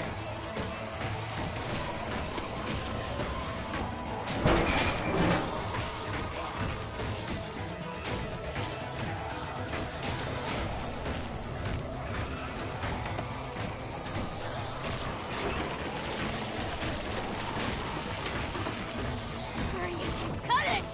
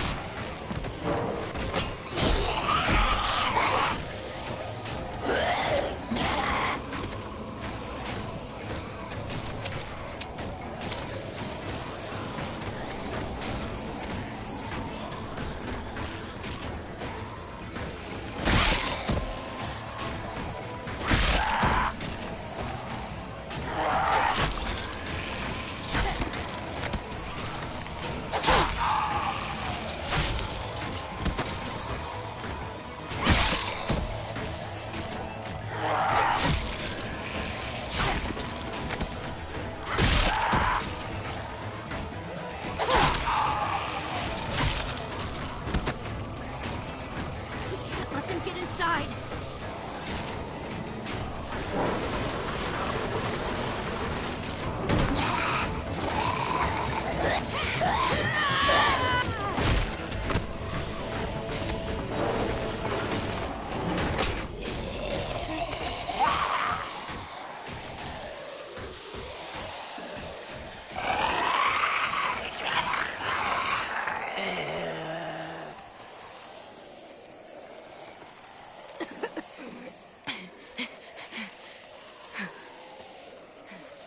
Good job, AJ. You did it. Now what? You need to find a way out of here. We could climb up there. The monsters can't reach us up there. Let's go. Easy climb. Come on. Please. Try.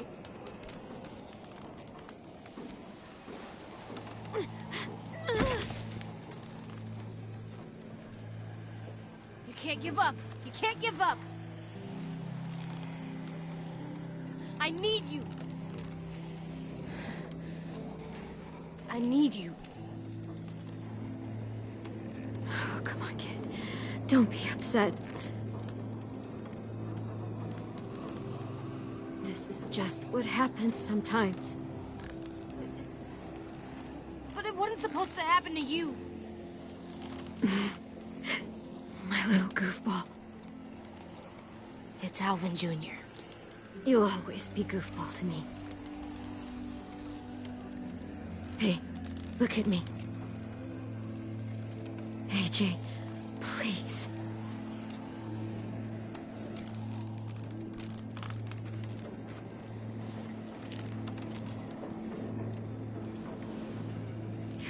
cutie. How did I get so lucky?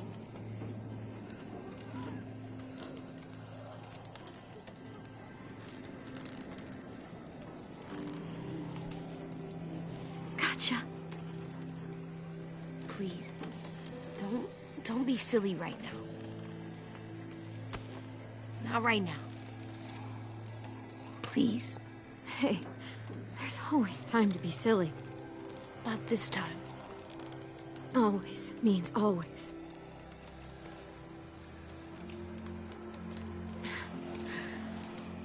I need to make sure you remember. Remember what? The rules. What's number one? Never go alone. So I can't leave. Not without you. AJ. It's your rule. You won't be alone. Not for long. Get back to the school. I don't know how. Sure you do. One of the first things I ever taught you. You need to make sure they can't smell you, so...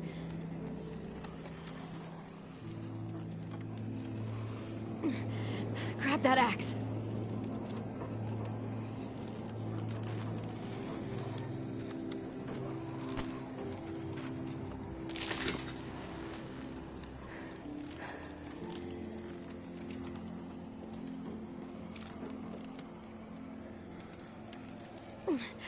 There's a fresh, juicy walker just waiting to be gutted. You can use that axe to open it up. Cover yourself in walker guts. I know how to do it, Clem. I know you do.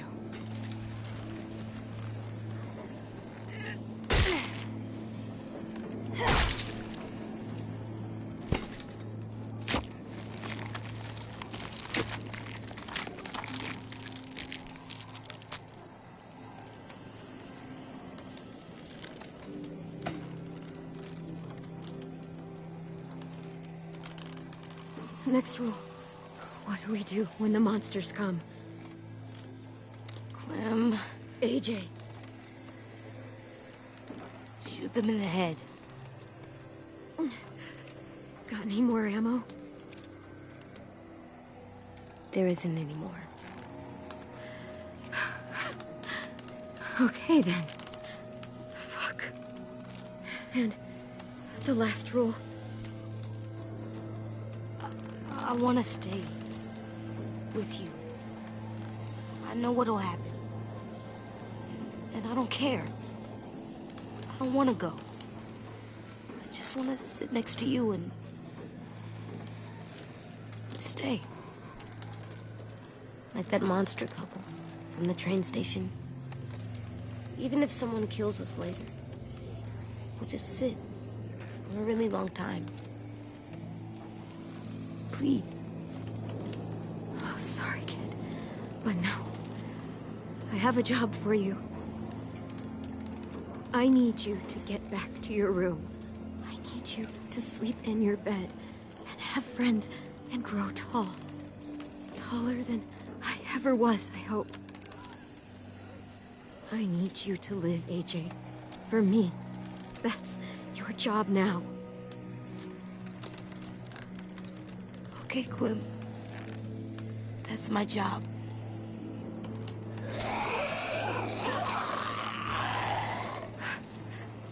Last rule. No. What do we do if I get bit?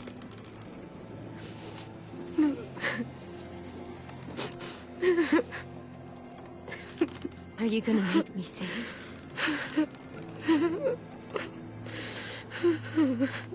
Fine.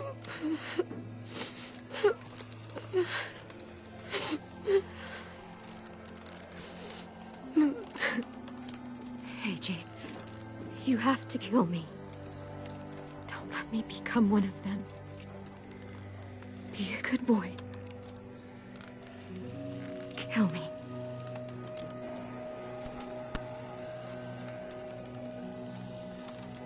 No.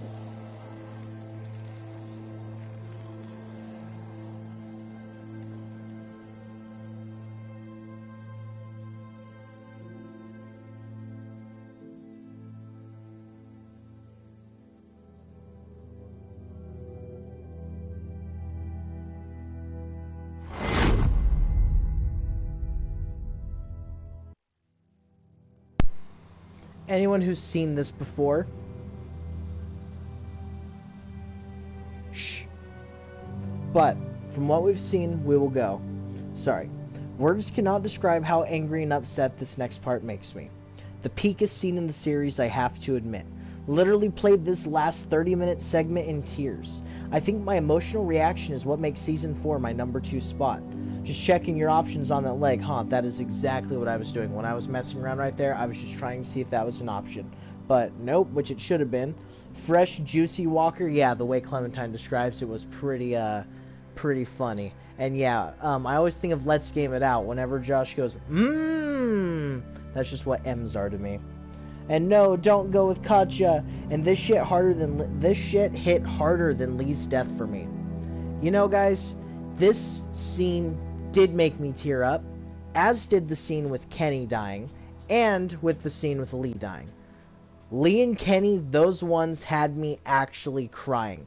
This one did have me tearing up. I was holding back tears, but this doesn't come anywhere close to Season 1 and Season 3 for me, at least for the deaths of those guys.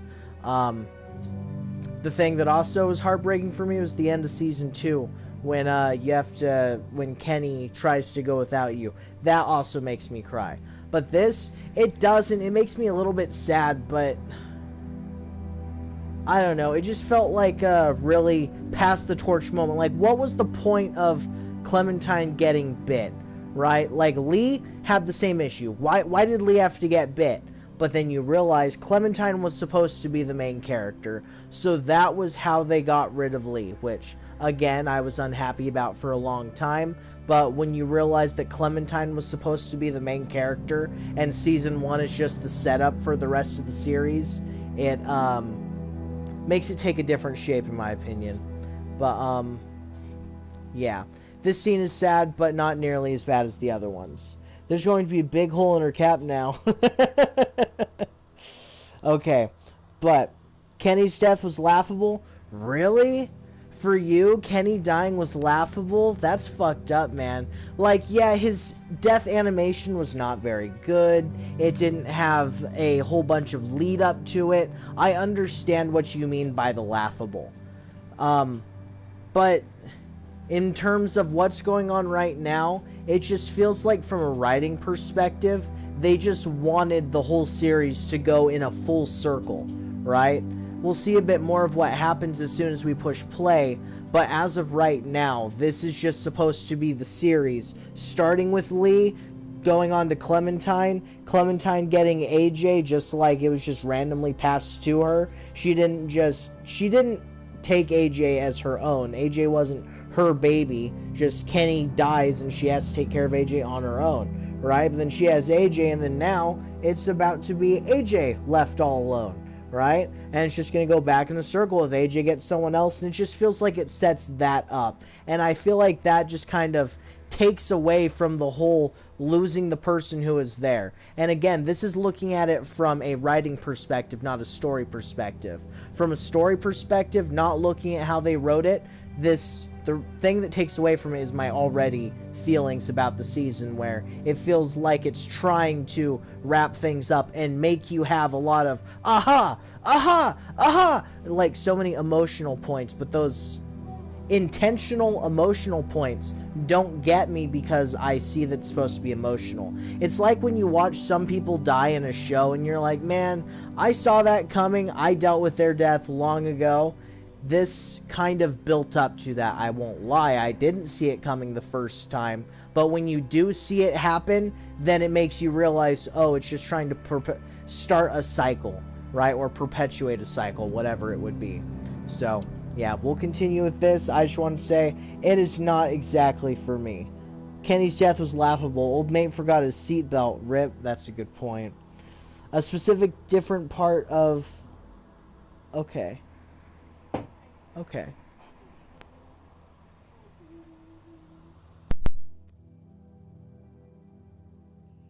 You know, I muted it to be ready to be oh, never mind. There it goes anyways. Well, enjoy. This is just about the end of the episode, by the way.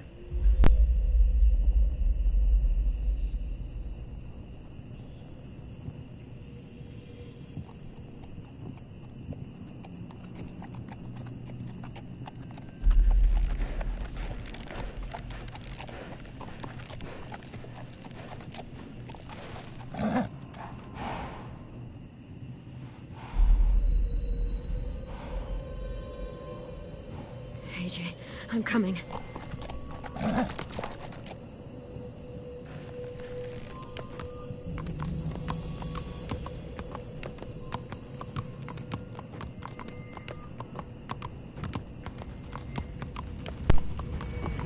Clementine has her Karen haircut.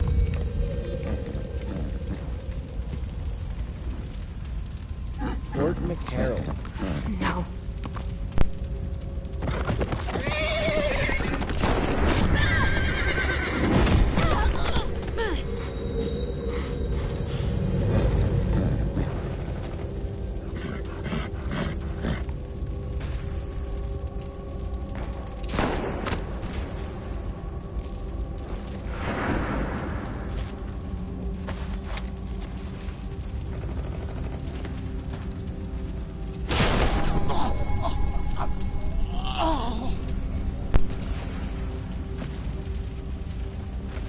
Orb Thief says, I still think they should have opened Season 4 with this.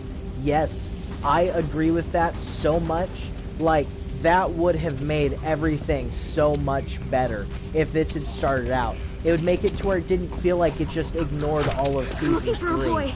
He's about 3 years old. His name's Alvin Jr.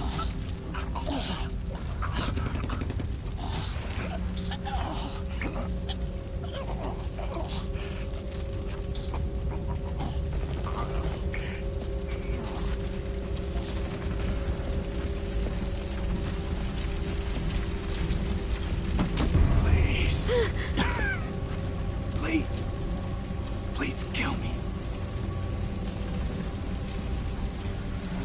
Where are the children? It hurts. Oh my God, it hurts so bad. Kill me. Kill.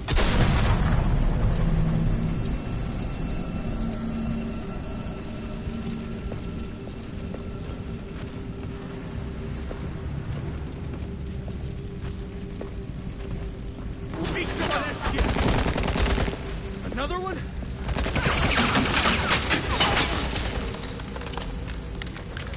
I love that fucking teleport that Clementine did. That was pretty badass, I'm not gonna lie. I'm not messing around. Tell me where the kids are. All right. That way. There's a nursery. But I'm not letting one of you savages take a kid!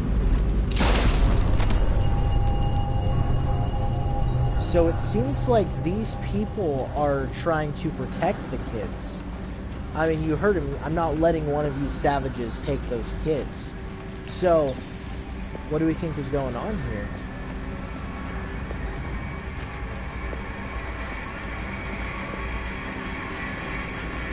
Clementine, did you really not check the dead guy on the ground? Just to see if he was alive?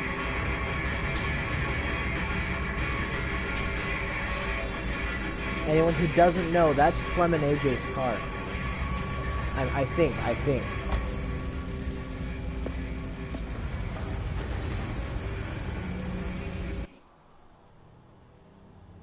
I'm gonna say Harsh, Harsh, he's gonna choke on his own blood now. That guy left on the bed, or on the bridge. That guy, we wanted him to tell us where the kids were. He didn't tell us, so he didn't earn a bullet, right? That guy who's on the ground, we didn't even get the option to ask him again, so he never heard us. So, why not just kill him? Probably help him, you know. Apparently, a guy that's coming up is Eddie from 400 Days.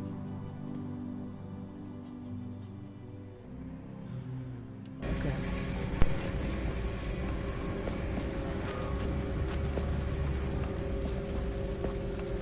Sorry. So sorry. Don't worry. We're leaving soon. No! Oh, let me take him. These people seem like they want to protect the kids, so I tried not being anything. I would say this feels like Season 3 Clem. I agree that this just feels like something Clementine would do. This feels like in character. I feel like Clementine staying at that school with those kids is not in character. I feel like that, just the school really was my biggest issue, man.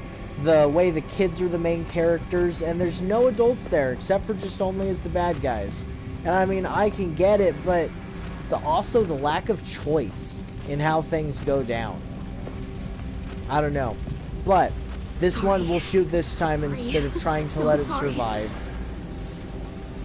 Don't worry, we're leaving soon. She's talking to the locker. No, no.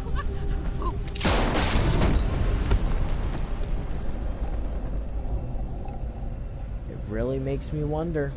It really makes me wonder what led this to happen. I mean, why couldn't Clementine just come and get AJ? Maybe it'll get a bit more into it, but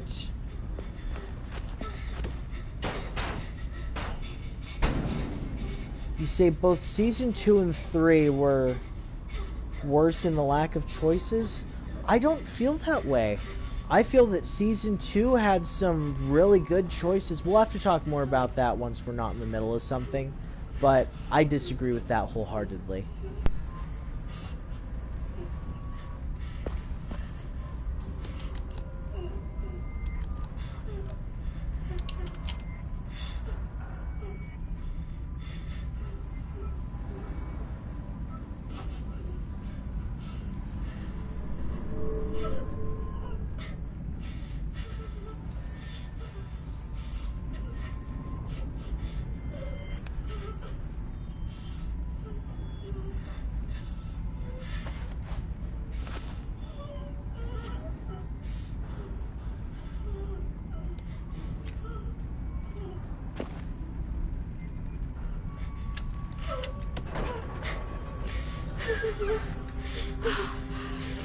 AJ.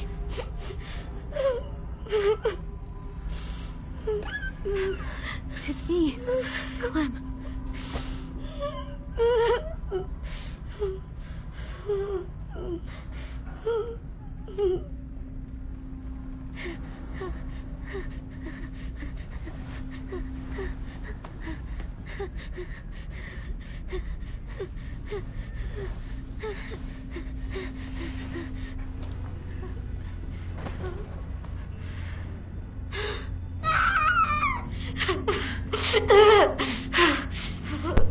That scream was most definitely not AJ's actor. Yeah, this scene is way sadder than the friggin' Clementine and AJ scene.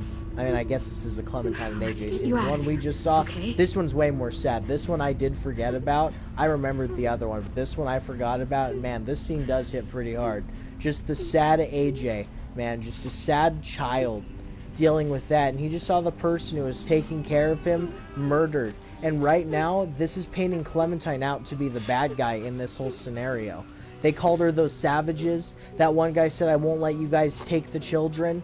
And that one guy who flipped us off at the beginning seemed like an asshole. And I assumed he was an asshole. Because again, I didn't remember the spot. I remembered that this happened, but I didn't remember any of the details of it. And definitely makes you wonder what happened. AJ hasn't even said anything to Clementine, and that is just so sad in my opinion.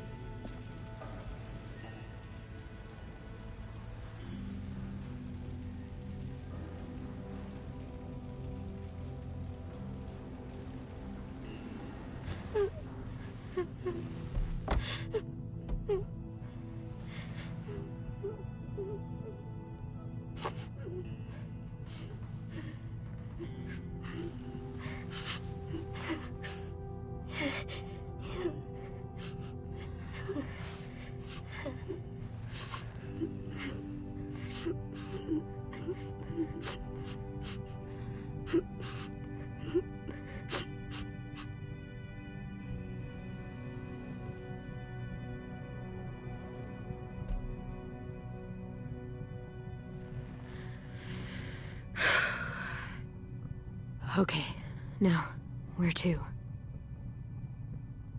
Can't go back to Richmond. This whole area is a war zone. Gotta... go? Yeah, We have to go, AJ. This place, we can't stay here. It's not safe. But it's okay. We're survivors. And the first rule of survival is... never go alone. Never go alone.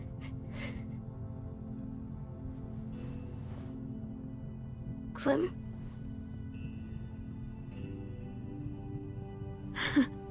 Yeah, that's right. AJ?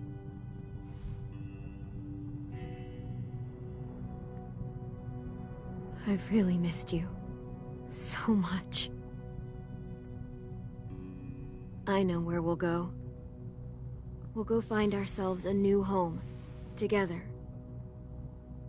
And I'll never leave you again.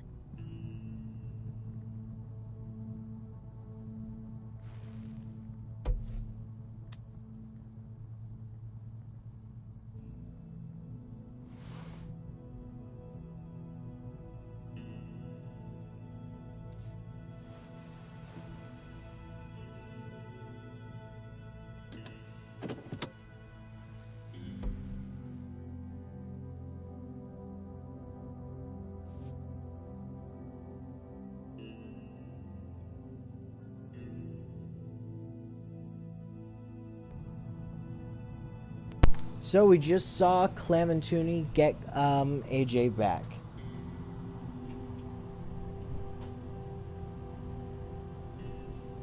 Wait, so we killed the guy and I didn't even realize we did? I didn't realize we killed Eddie. And Eddie's the guy that ran away, because we had one guy who went in the car and the other guy that ran away, which was Eddie. So, okay.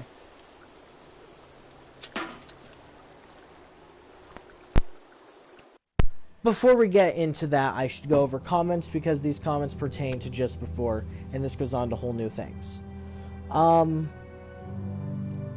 Season 2 and 3 were worse in lack of choices. Sarah dies 5 minutes after you save her. A lot of the most significant choices per chapter amounted to very small things, like you and a certain amount of players chose to hold the baby, and you and a certain percent of players sat at Kenny's table. And Arvo ambushes you even if you didn't steal his meds, with the dialogue almost implying you did anyways.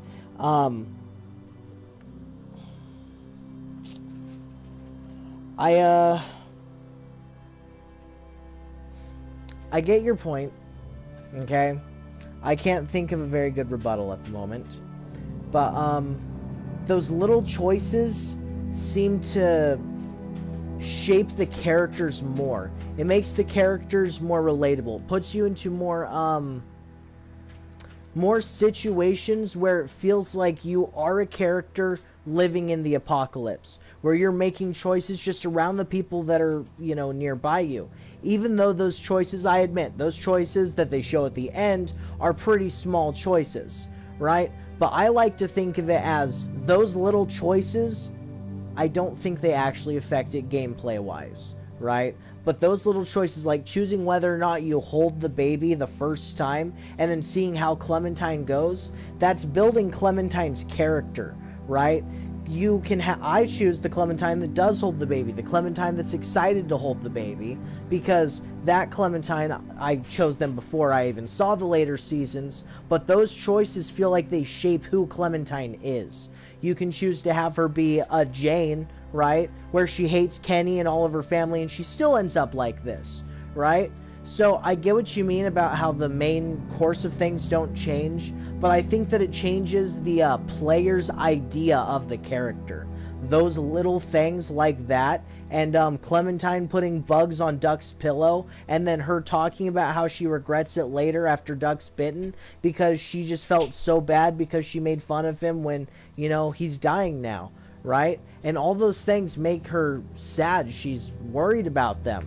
And sure, they're not big decisions, whether you tell Clementine that that's okay or that was mean. They don't matter much, but they add so much to the story, the relationship between the characters. But the decisions like choosing between Violet and Dickface, Lewis, choosing between Violet and Lewis, sure, that decision does have consequences, but I haven't even gotten to the point, like, even right now, every single time I play this, I feel like the game throws you into this and wants you to instantly feel comfortable. These characters haven't done anything to gain our trust. The kids at the school haven't done much to be our friends. I mean, we had Violet who voted for us to stay. Okay, but why did she do that? Because we had a couple of conversations and chose to either go with her or, what's-his-face, Lewis and Acid or whatever the fuck his name is. Like, the build-up to the characters and the decisions that you make in Season 4, they feel so rushed and watered down, and the characters have such little interaction with each other that makes them feel alive, that this season just feels so shallow. I keep saying it, but this season feels like it wasn't made to finish off the story. It was made to finish off the story. Like, we got to get this out. People don't want to leave the Walking Dead game as a cliffhanger. We got to get it out, and we got to have it make a splash. So they add all these things, such as Lily coming back, and Clementine doing the exact same thing that she did with Kenny, and your first time you can actually choose a love interest in the game, right? There's so many of these decisions that just feel like they were added in to make Season 4 have that extra oomph. And that's all I see it as. I see it primarily as a cash grab. It was well done. It's not like it's bad.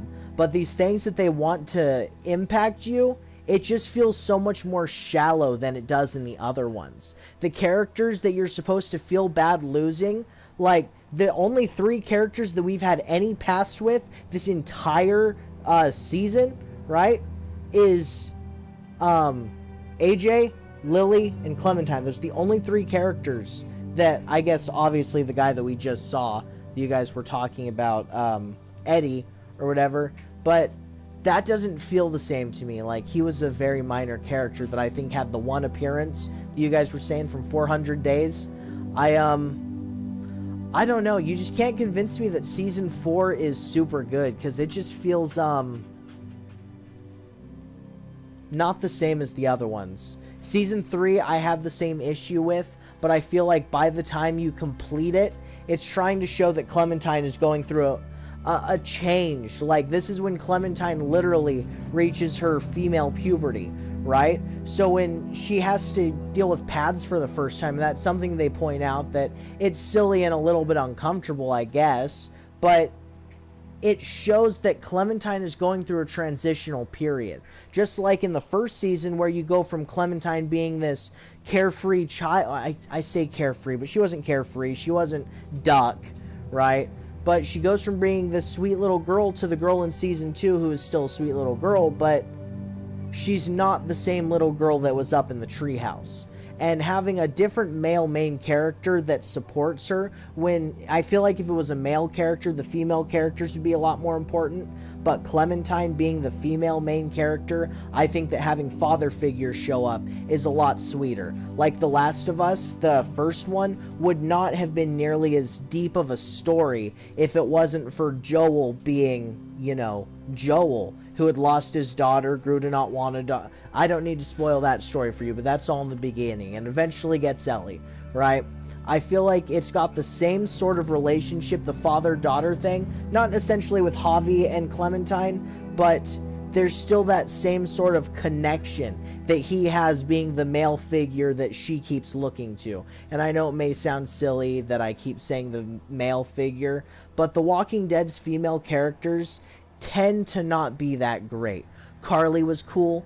Katja was cool, except for the fact that Katja killed herself in front of her child, which was, that's disgusting, that's despicable. She didn't even let Duck go out while seeing his mom. Duck literally has to sit there and watch.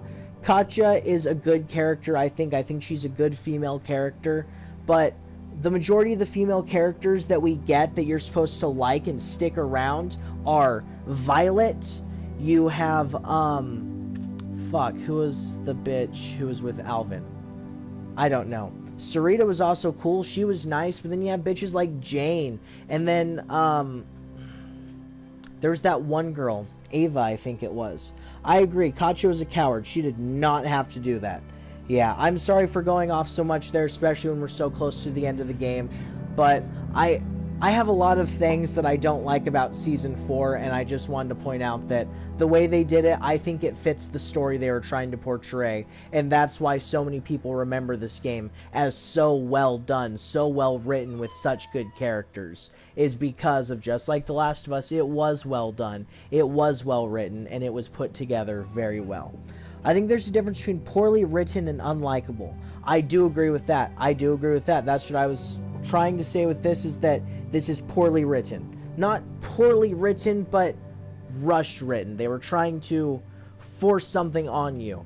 Like, they wanted you to get into these characters. And I don't think they just made the characters unlikable. I think that the characters weren't given enough time or space to grow on the player. Larry was an ass, but very well written. I disagree about Larry being well written. His entire character was just anger and military, right? And all of our interactions with him is him being angry and militaristic, except for, I guess, him knowing that Lee was a convicted murderer before, right?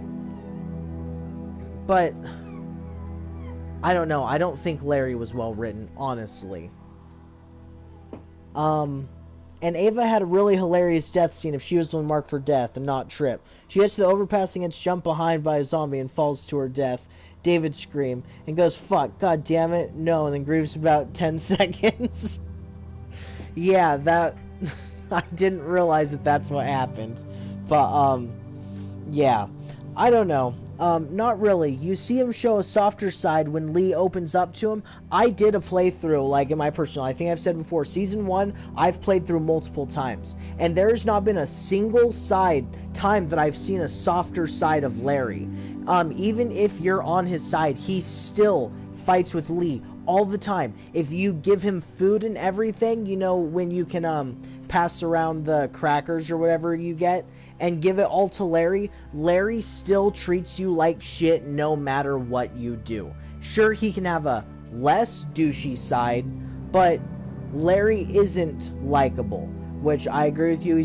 I get what you're saying now about not well written and not likable, but I also think Larry wasn't well written in the sense that he doesn't have a reason for all of his anger against Lee. I mean, you could say that it's because Lee's black, but I guess he wasn't given an opportunity to show if race was the reason. What it seems to be that he says is the murder trial, and he knows that he's a murderer and doesn't trust him around anyone. But Larry does care about Clementine because he says, if anything happens to my daughter or that little girl of yours, you're going to have to talk to me. So Larry does have, I guess, a moment or two, but I don't know. But he tries to keep up a tough facade to protect his daughter. Larry's funny as hell. He's honestly one of my favorite characters. Man, Georgian bank robber, I really wish I could say that I agreed with you, but Larry being one of your favorite characters? He's there for 2 episodes. In the first season, he's a dick to you the entire time. I don't understand that. I really do not understand that, and I can't think of a single way that can make sense. Yeah, in season... Wait, what? In 1? What do you mean in 1? In first season? Because I know he's in the first season, but you meet him in the first episode in the drugstore, and he dies in the second episode at the friggin' ranch. I'm going to be quiet and let this continue, and we'll respond to the rest and just talk more after we're done. I've spent so much time talking, and I'm sorry, everyone. Thank you for putting up with it. If you're still here, you put up with it, and I appreciate that.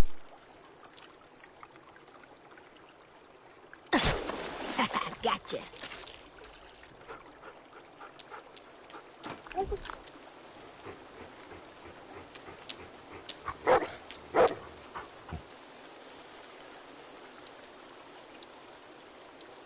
You like me now?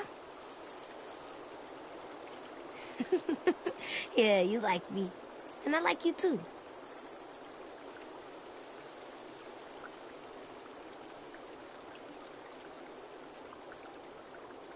Fucking shit. Come on. Boom, boom. All right, girl. I'm gonna go put the spear away. Stay here and keep watch.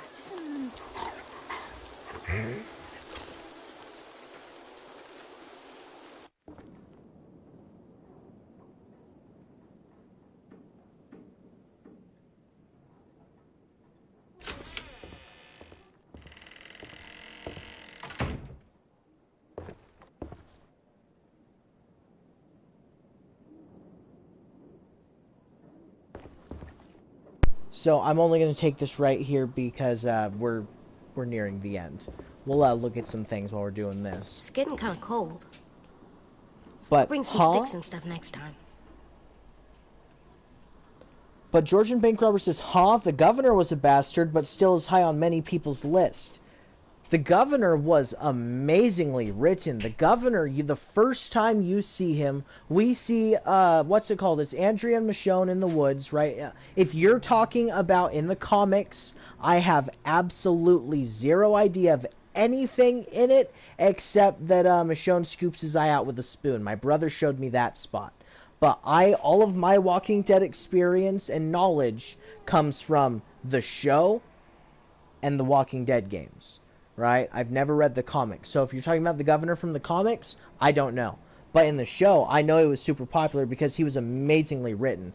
The governor was a very, very likable guy, even though you could tell there's something a bit odd about him, right? He gets Andrea and he gets Michonne. Michonne doesn't fall for it. Andrea thinks that he's just, this weird guy that everyone likes. He's likable, he's nice, he's kind. He has all these people that are all being taken care of.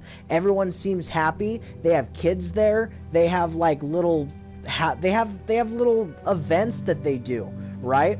Everything seems nice, but the governor is actually this guy who's going around and finding people who need help, killing those people that need help, and then taking their shit, right, and bringing it back to his people. Sometimes they will get people, but they go and they're murderous motherfuckers. The governor is clever. He goes away at the end of Season 3 and comes back in Season 4, and the way he comes back after finding some of his old people who they try and fight with him, like the governor has an insanely deep, great, amazing story. Like, he is very well developed. The governor is my favorite of the Walking Dead villains, 100%. And to be fair, Larry was in the game for like 2 episodes. The governor is in there for 2 whole seasons, right? And Larry didn't take up the majority of the spotlight in the game, but the governor took up a huge spotlight, especially on the villain side of the show, each season he was in. Better written in the show, in all honesty. One of the show's few character adaptations that surpassed the comics. Well, I don't know anything about the comics, so I'll just say, okay. But we'll continue with this. I'm going to ignore all comments, even the ones I want to respond to, until a later time. I'll keep this unmuted until we get into some good talking points. Why don't we just take the spear with us? I gotta put this... Jeez, you didn't even say that all correctly. Okay, well, what have we got right here? Bottles. Nothing good. Nothing good? What was he hoping for? Fucking Colombian scotch or something? Potting soil. I should tell Willie this is here in case we need more bombs. I thought it was fertilizer, not potting soil that had it. I don't know, maybe there's just nitroglycerin in there? Violet plus Minnie. She used to be their friend. How can someone just make that go away? I don't know, AJ. Some people are friggin' psychopaths. Scratch out heart. We'll just That's a pretty good. That. Better than the ground. This place is cursed. Oh, that's scary. And mean. I think this place is good. I have a feeling this place is cursed is there as the children's idea of scaring people out. Like, if they come in and they saw that, if I saw a sign on the wall that said this place was cursed, scratched into the wall, I probably would avoid that place. There, we can replace the spear.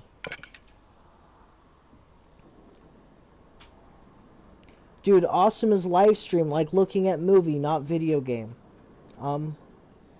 Thank you. I appreciate it. I apologize for my constant looks like a stopping bad and place to sleep. talking, but I assume if people didn't like it, they would either say something or just not watch. So I'll keep doing my talking. Just try to do less of it. Oh,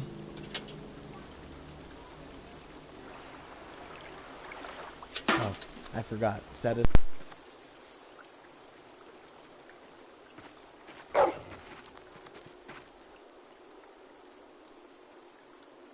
No.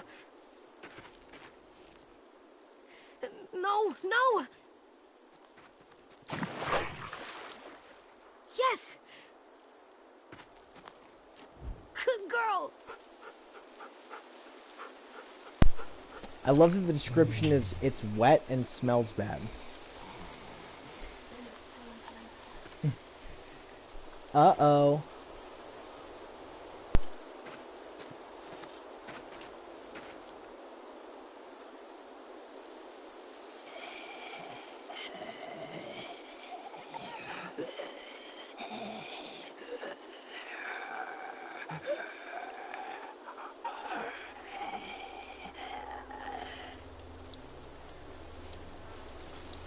I'm sorry, Tim, but you were gonna get Louis killed. I had to do it.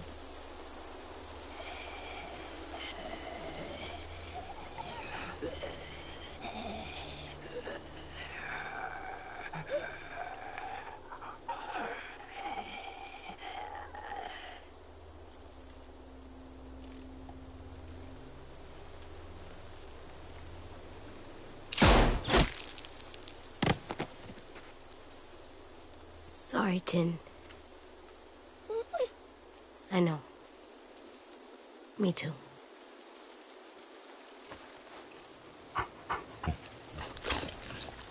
Let's go home? Let's go home.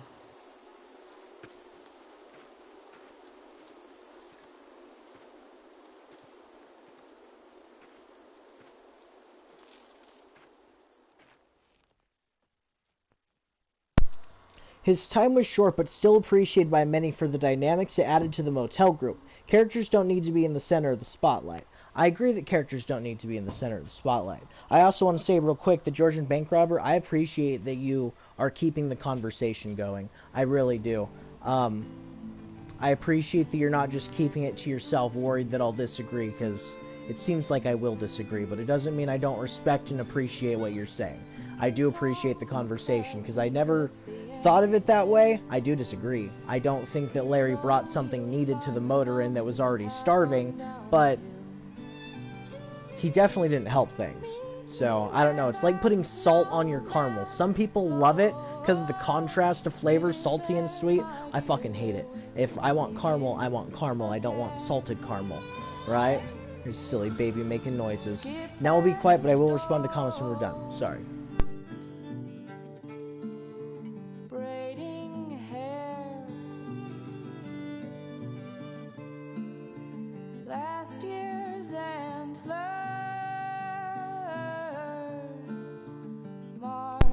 That leaf had a heart in it, is what I was trying to say with my hands. Oh god, look, it's Ruby.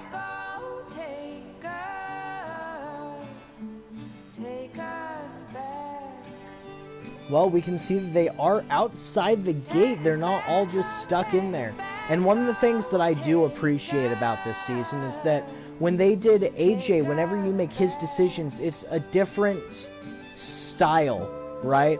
It's showing that it's different. Like, he doesn't think of things the same way as Clementine does. Oh, using Abel. Well, that's a pretty good idea, I guess. They're using Abel as a dead body to say, don't fuck with us.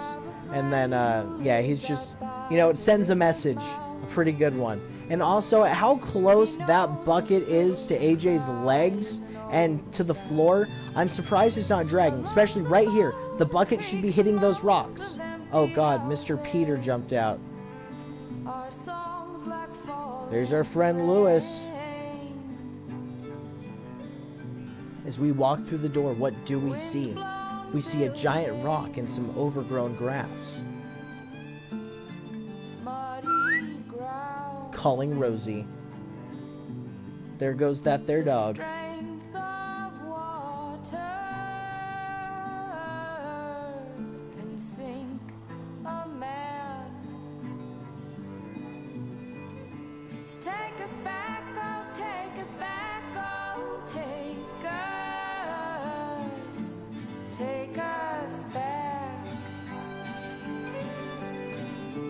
Erickson Academy.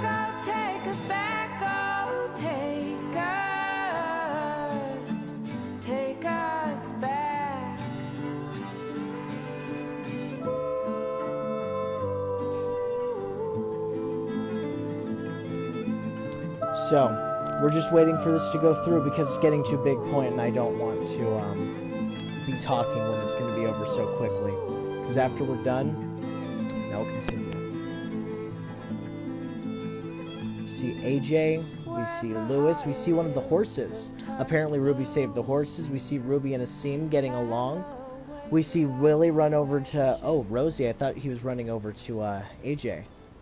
AJ goes and talks to, I don't remember his name, Carlos? Omar? What you doing there, goofball? And who do we hear? Clam and Tooney. Look at Clam and Tooney, who's missing a leg now.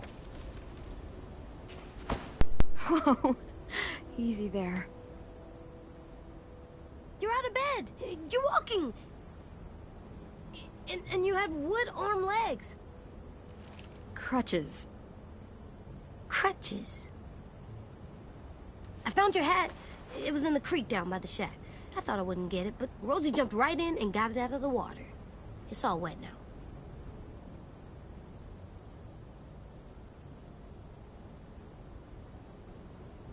It's definitely seen better days. You know what? You keep it if you want it.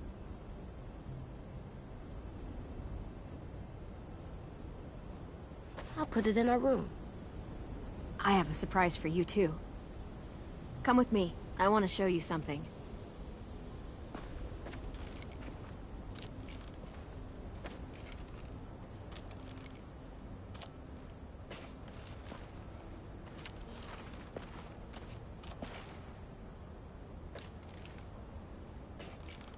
So, what do you think? It's for me? Yep. Willie helped me put it together. Come on, let me push you.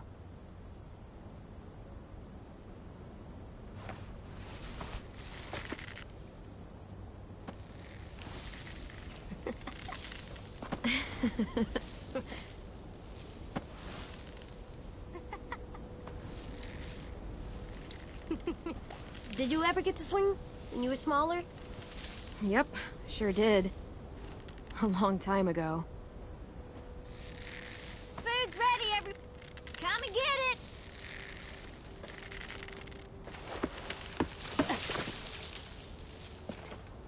You're the best, Clem.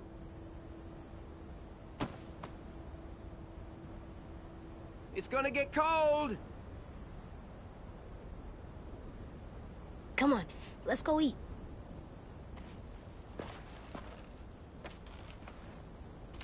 We're coming!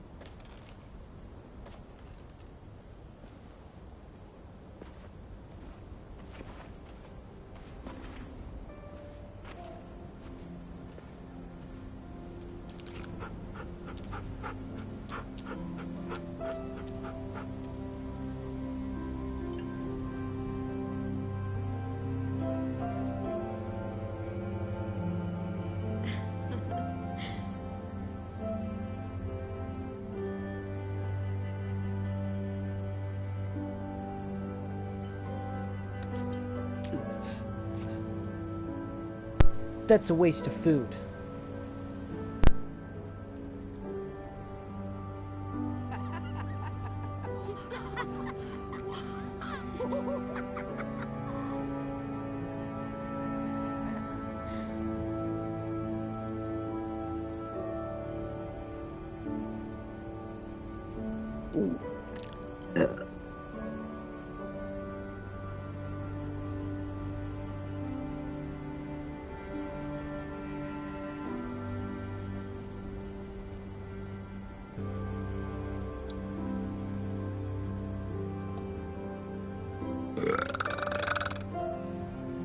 Damn!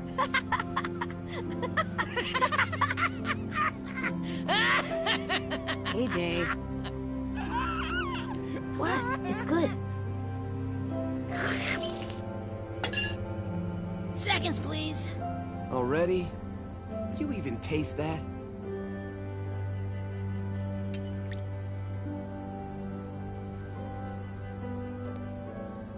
How are your eyes?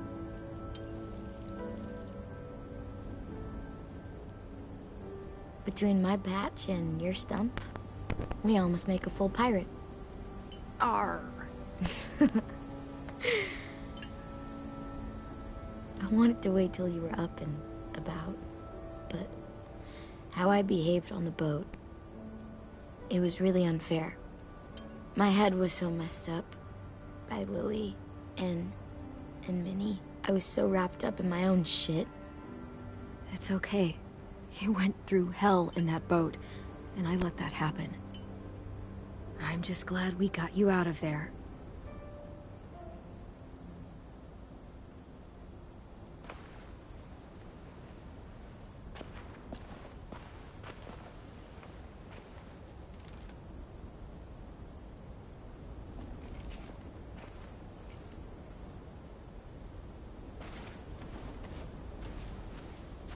That's where Sim saw them. He was ranging out far past the traps just here. I want you to go. You're the boss. We need to know who they are. Maybe even see if they're willing to trade. Just keep your distance until you can make a call. Who are? A group of survivors out beyond the old safe zone. Some kind of caravan. Are they bad people? You wanna come with me in the morning and find out? I could definitely use the backup. No arguments there. Hey! Or we could just ignore them. Hope they never find us. That's what Marlon would have done. We can't be scared to reach out and try to work with other survivors. There's not many of us left. Don't sleep in.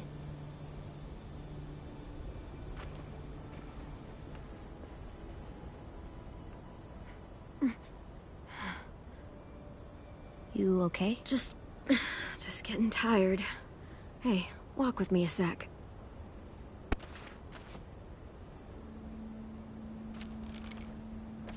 Clementine's not walking, she's kind of hobbling.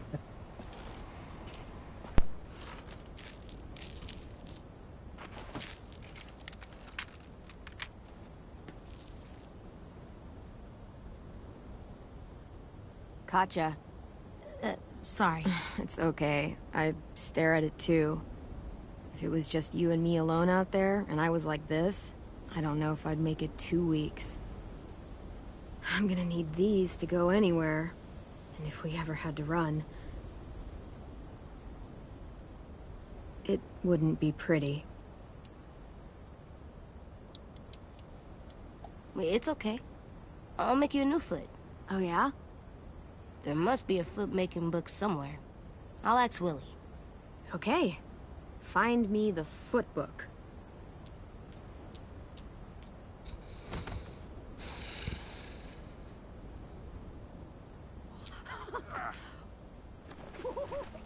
All this. It's worth it. All those times you would ask me if we'd find a home. All I could ever tell you was, we'll see. And your face would fall every single time. It's better than saying yes and lying to me.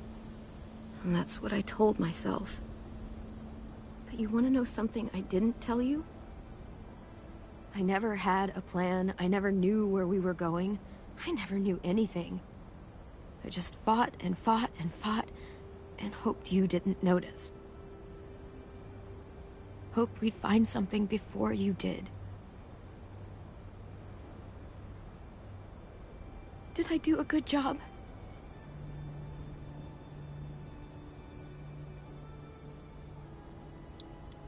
Of course you did. What are you crazy? Maybe a little. A lot more than a little. When we were in the barn, you didn't listen to me. And if you had, I'd be dead. I was right to trust you, back in the cave. To make the hard calls, even when I couldn't. You'll have to be strong for the both of us. You made it so I can. So, thank you. For everything. You're welcome for everything.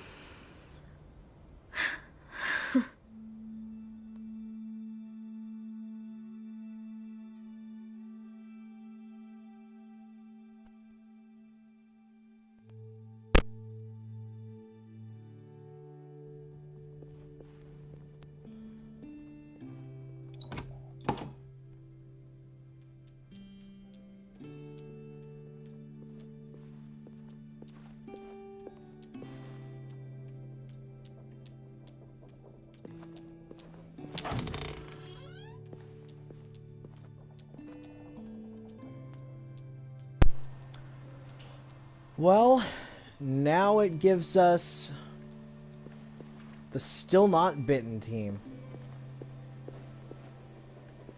Well, we will go over comments. I just wanted to get through this, and once we're done with the thing, we'll be done. Well, at first I was like, I don't remember this, and I was like, oh wait, no, this is the credit, so yeah, I recognize this now. Okay, in you go. Dude, AJ could totally ride Rosie like a horse.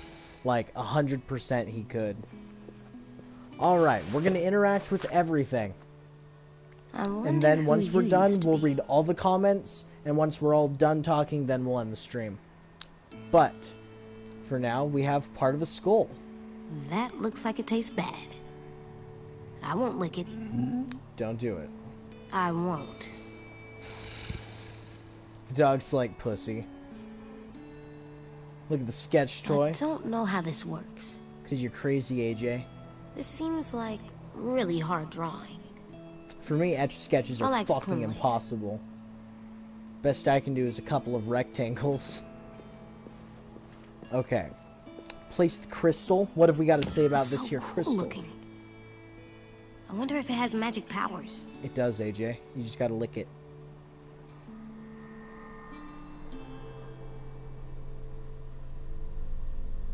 Nah.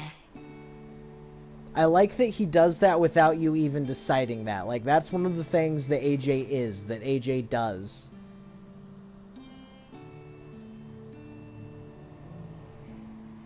It's too bad he won't be able to draw another one. I hope you have extra crayons wherever you are, Tin.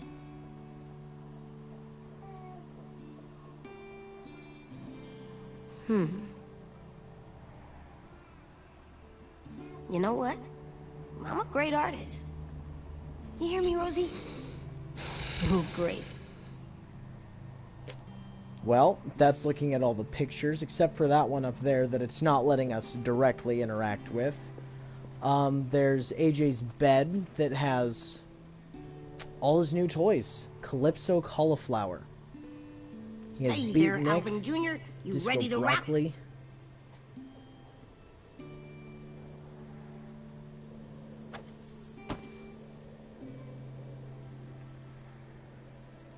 Beat Nick.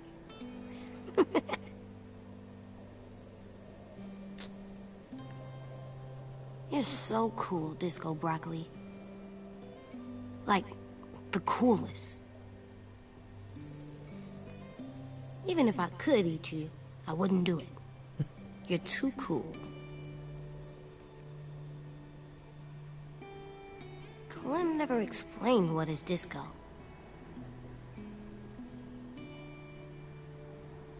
Oh, I'm just getting myself hungry.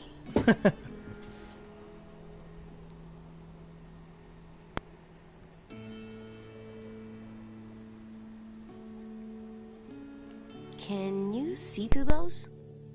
They look like glasses, but Like, bad. I bet you've seen a lot of things, huh?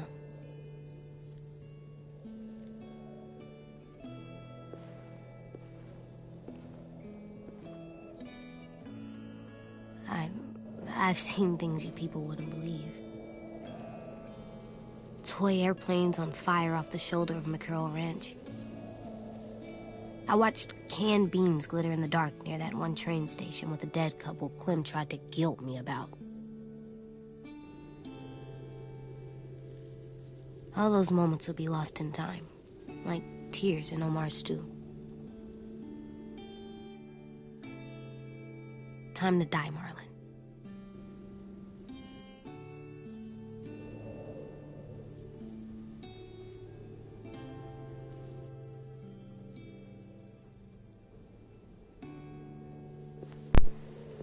That last bit made very little sense to me. Time to die, Marlon, is specifically what he says. Oh, and someone said push Disco Broccoli repeatedly. Yeah, I was going to exhaust every single one that we possibly could. But yeah, I didn't see all that before.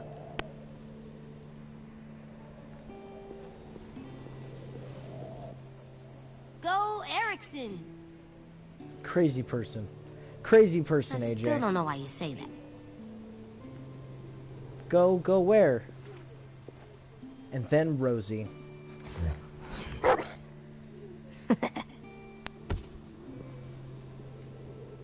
Alright, looks like we got the gramophone, and I know we still have the skull above the door.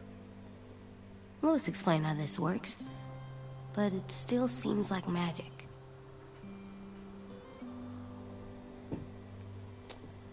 Alright. Oh, I guess we have another thing, which is on there. This is a good one. School. Like it's protecting us.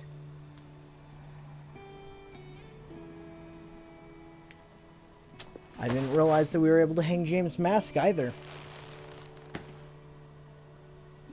I miss you, but I'm gonna pretend this is you still watching out for us. Yeah, that mask is so useful too, like... I hope so, at least. Because it said specifically the mask covers your scent. And if that's all it takes and walking slowly, dude, why wouldn't you just, like, start making a bunch of those? I'm all done. We interacted with everything.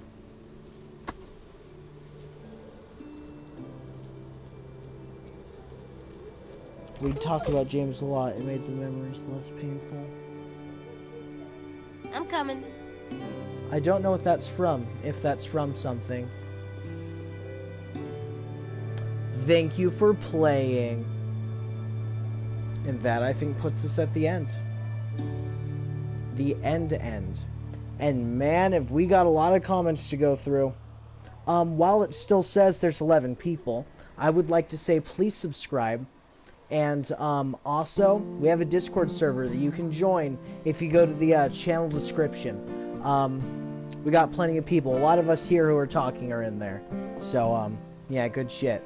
We'll go through these, and once we're done, we'll go through the comments. And, yeah, let's just do this real quick. You and 64% of players trusted AJ to make his own decisions.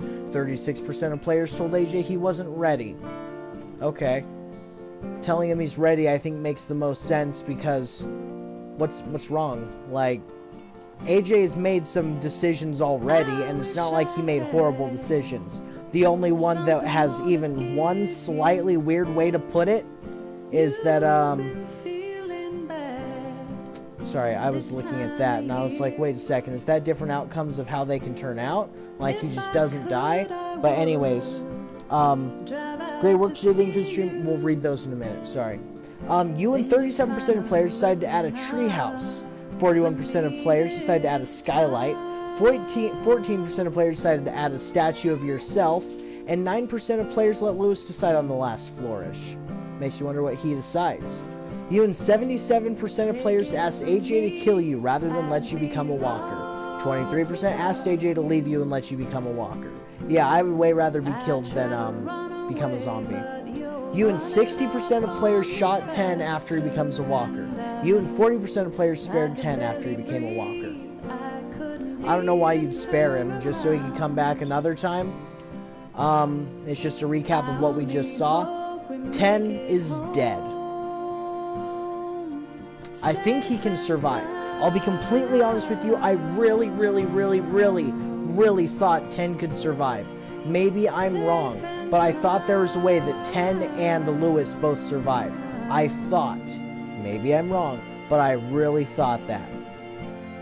I don't have a specific memory of it, but it feels like something that I think I remember. So, please tell me if I'm wrong. 83% of players left Violet feeling shaken. Well, she is a soda, so... James, dead. I don't know if he dies in the cave, but I know that there's an altercation, right? So, and can't save both. Thank you. Hold on. Lily feeling shamed. Yeah, we should have let her die. You and 2% of players left Lewis feeling humbled? That's like the lowest percentage thing that I've ever gotten was a 2%. How is he humbled? Lewis was revitalized when you said you consider him a friend. He was racked with guilt when the Raiders captured Violet. He was calmed when you were sympathetic to his story, but how he was sent in 10's death left him feeling devastated. Okay, but we got all of the collectibles. What Clem taught AJ. If someone wants to read that, you could always just pause it, but I don't want to read through that. Oh gosh, there's more. Your episode choices. Huh. I wish I knew what each one meant. That first one is about the zombies, left there, of course. That is AJ, Violet, and Bitchface. Oh, it lets you choose who you go with. Did you have AJ go through the window, or did you kill the walkers? We killed the walkers. Did you go with Asim and, Lewis, or did you go with Violet and, Bitchface? Did you push the guy through the window, or did you let him get away? Did you save, Violet, or did you save him? Okay. Okay. That makes more sense. And then... I don't know what that one means.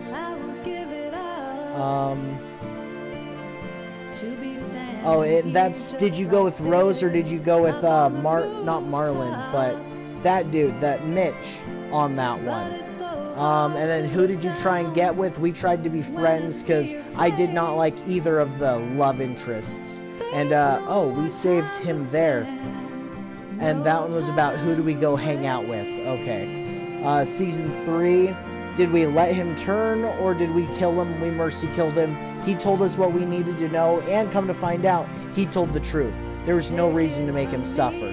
Did you kill the zombies, or did you end up killing zombies, or did you just do the wind chime? I know we did the wind chime, but...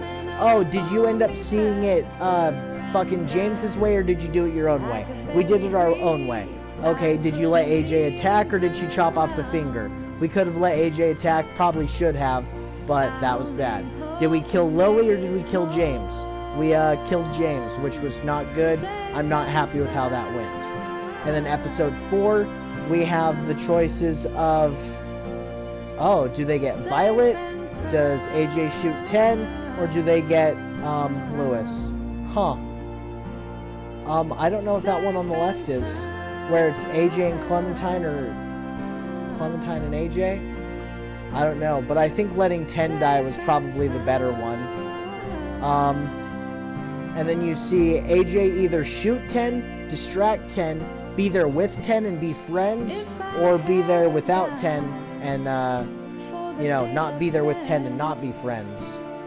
I probably would have preferred the ending where Violet dies, but we would have had to save Violet, and then, he would have his tongue cut out, apparently, and that doesn't sound nice to me. Well, that looked like we got every single thing.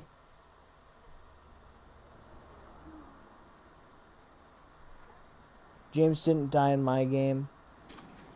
So James dying, I think, came from... But, okay, now we're done. Now we'll focus solely on comments.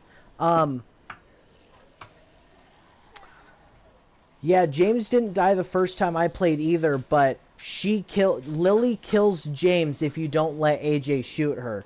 I stopped AJ from shooting her to see what happened because I played through this one only one time, and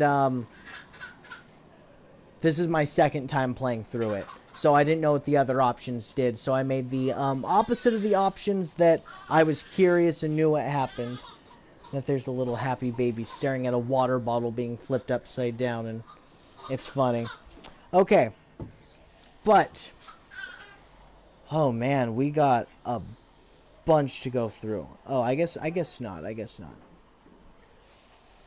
Okay, so probably been talking about Larry too, since he isn't even in this game. I remember the conversation, but I don't know what that was in regards to. Hot take, but I don't think AJ is anywhere near as good of a standalone character as Clementine was at the end of Season 1, or beginning of Season 2. I can't imagine a whole season dedicated to a story about him with Clementine. Then, I was going to agree with Orb Thief, but then Georgian Bank Robber made a very good point. An AJ game set in his early adulthood could work.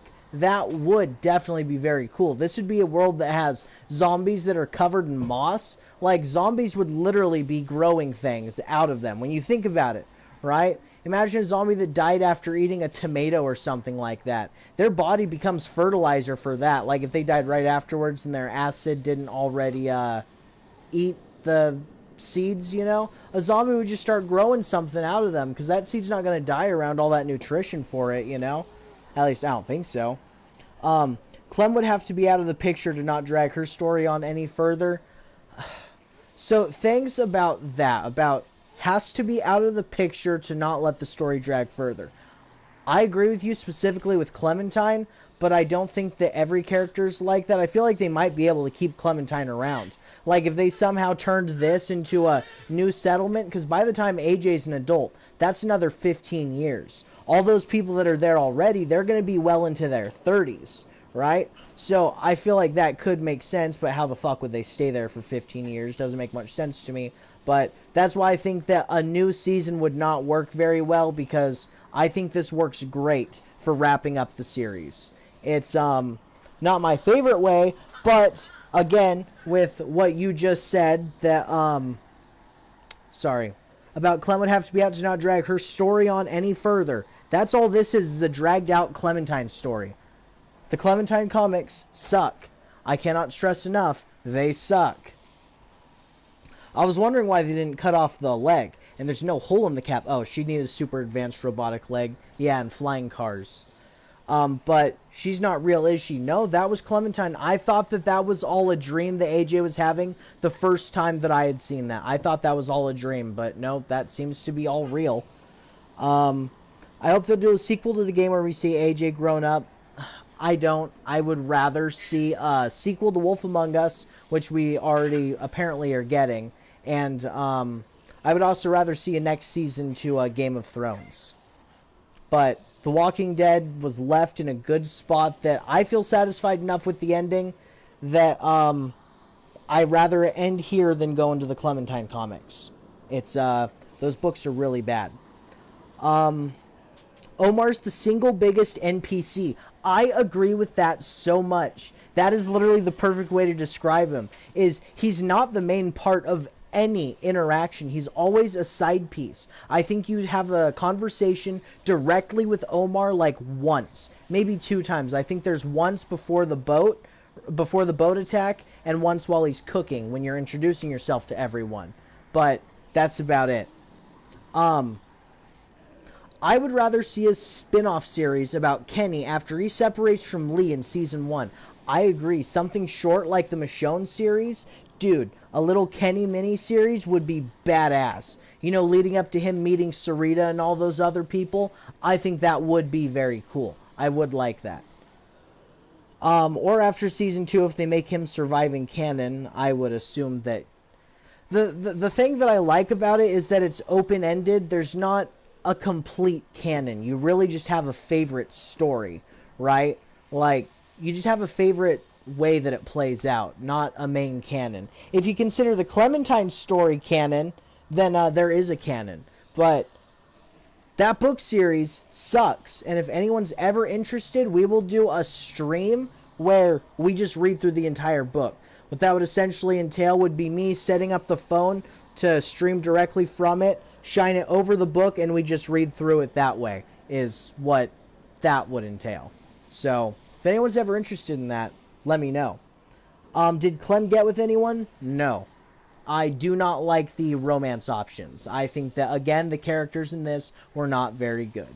I know that I am apparently in the minority on how good the season is, but it's not bad. It's just nowhere near the best one. I, again, go as far as to say it's the worst one. It's not bad. It's just not nearly as good as season 1, 2, or 3. Oh, hold on. Oh, shit, that went way up far. Oh, you said, I think you're sleeping on season 4 too much. You said that a while ago, Georgian Bank Robber. I didn't even see that one. I really don't think so. I think that season 4 deserves everything that I've said about it. Yeah, season 4, I don't think there's a way I could be swayed to see it another way. Season 4, like, I just don't know how you can get past the feeling that it gives me that this whole thing was meant to make you go, ah! Like, whenever The Walking Dead show kills a character, like, sometimes it makes sense for a character to die, but other times it feels like, the show's getting boring. Kill a character! Everyone's gonna be pissed about that and they'll want to see how that goes. So they kill a character every couple of episodes to keep people interested.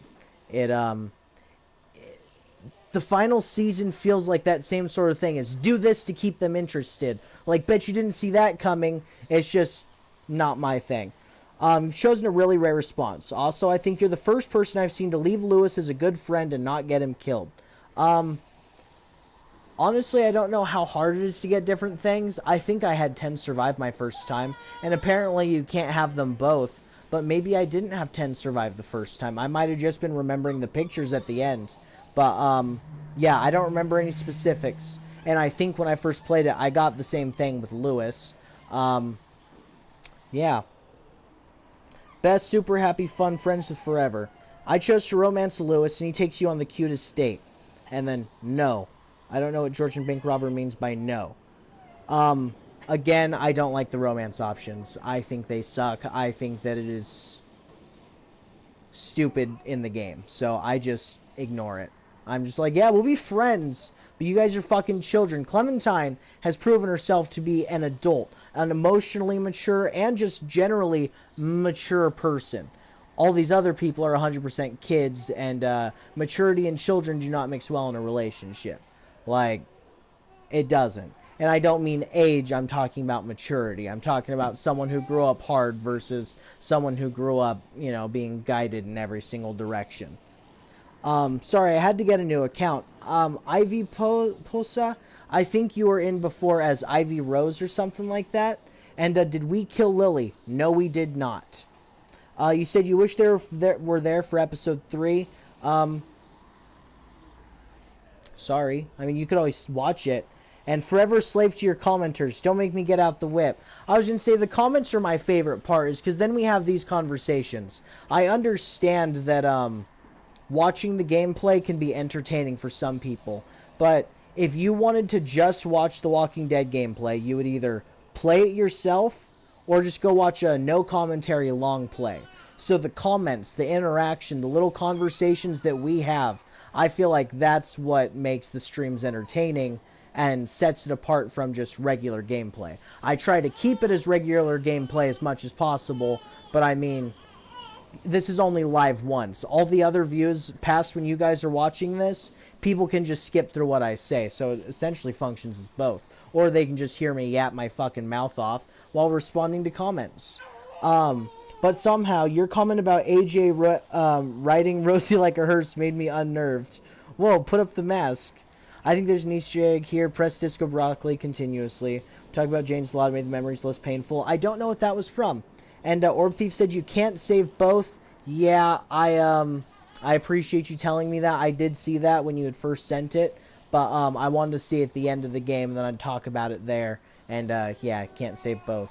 So, I don't know what the hell I was smoking, but I was obviously wrong about that. You can save James regardless, I think. Not sure. I don't think...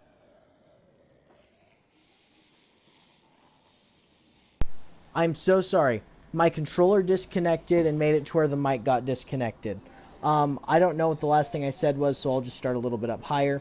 We'll talk about James a lot. It made the memories less painful, yada, yada, yada. Killed Violet. Violet sucks. I don't like Violet, but I tried to keep as many people alive as possible, and since I did not know that James would die if Lily stabbed him, or if you left Lily alive, I didn't know that was going to happen, and I do not like that decision that we made. That could have been done better on my end. I had to dip for a little bit, but I'm back, and also, hell yeah, finally finished. When Corey X Kenshin got to Lily's screen, he said, I'm not reading anything that has to do with her. They can't do another Wolf Among Us because Telltale shut down, unfortunately. Telltale came back, I'm pretty sure. Unless they shut down within the past, like, 2 months, then, I don't think so. But if they did, oh, I didn't know that. They can't do another Wolf Among Us. Okay, young adult AJ would work for me, but child characters don't work most of the time, with a few exceptions like Clem and Ellie from The Last of Us. I agree with that wholeheartedly. It's not anything against, you know, children's media, but I know that I've been a little kid. Aw, oh, damn, there's loud vehicles. Something's going on in Busy Town. But yeah, I don't typically enjoy child characters. I'm trying to think of some that have silly things, like just not good child characters. I don't know. I don't usually play games with child main characters. I guess in Fable you start out as a child, but that's just to set up the story. Ivan, please stop.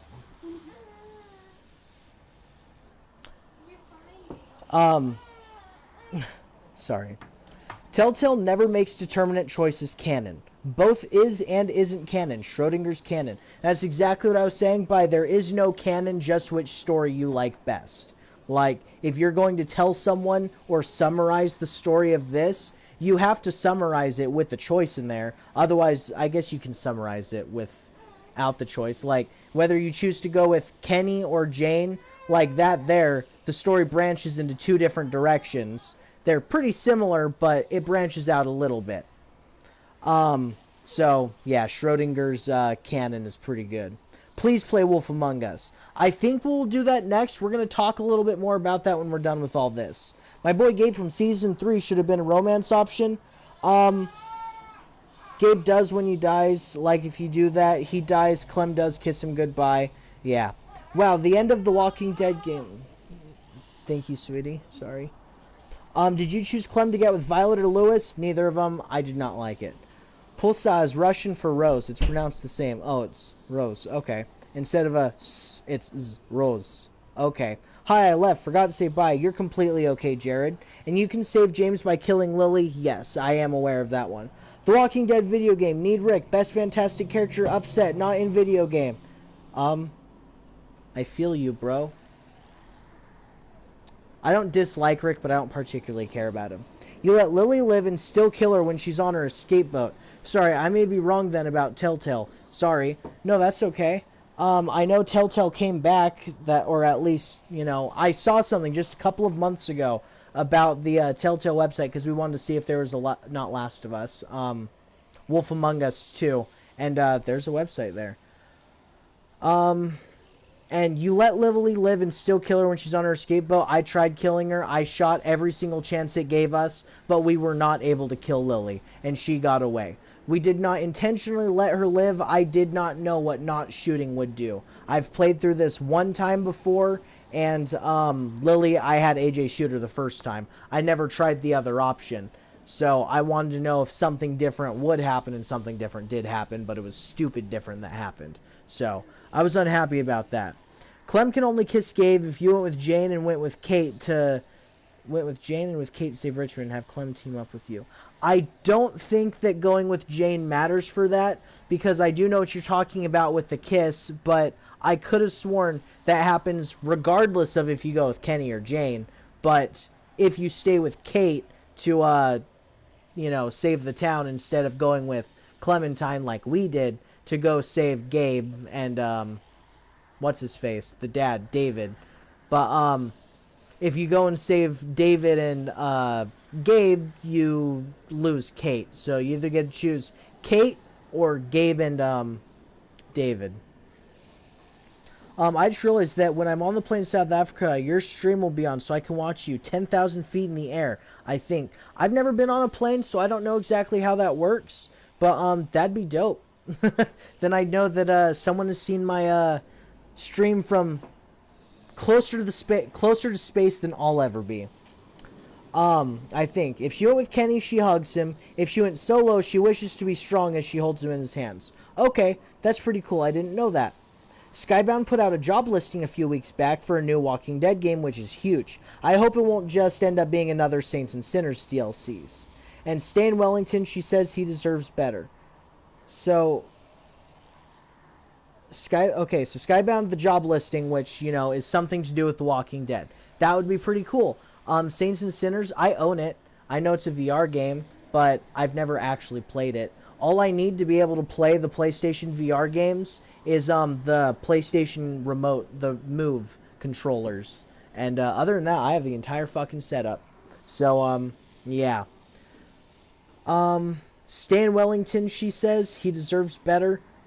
Yeah, I didn't like Jane. I assume that's what you're talking about, and I didn't Stan Wellington because I would rather be with someone that I care about and, you know, die with them than be somewhere surrounded by strangers and die with strangers. I mean, you know you're going to die at some point. You just get to pick the circumstances that lead to your death. So, the circumstances that I'd rather lead to my death is stay with Kenny than go to Wellington and just stay there and die. Violet sucks. Yeah, she sucks. And agreed. Sorry, I might be wrong about Lily then. That's okay. I could also be wrong. Again, this is only my second playthrough, and it's not like I went and researched every decision. All my knowledge of this game comes from my playthroughs of it. Uh-oh.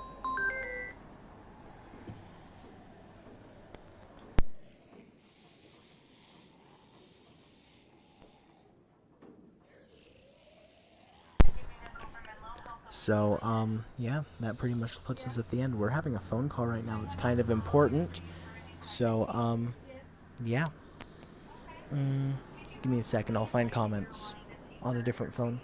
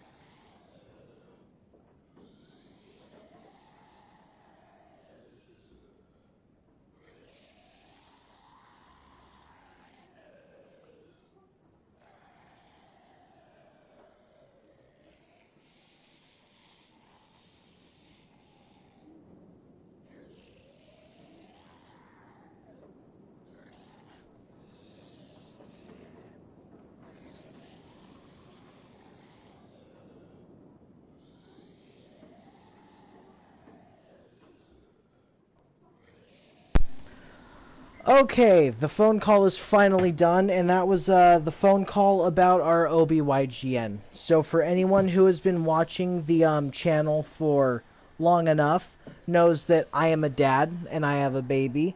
Right now he's eating his bottle. If he doesn't want it, I'll show him off real quick. Alright, we'll show off baby real quick. But, hi tiny boy.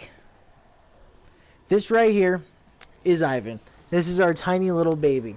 He's a cute little wiggle dude, and he likes to mess with cords every chance he gets, right? So he's having a sibling, and we still need to set up the OBYGN, which is the baby doctor, and yeah. This little guy loves cords. Baby reveal. I was gonna say, this is a new reveal, I guess, for some people who haven't seen Baby. But I send pictures of him in the Discord. I mean, I show him off. I used to show him off every stream, but not so much no more. And he's 19 Walking Dead streams old. Yeah, pretty much.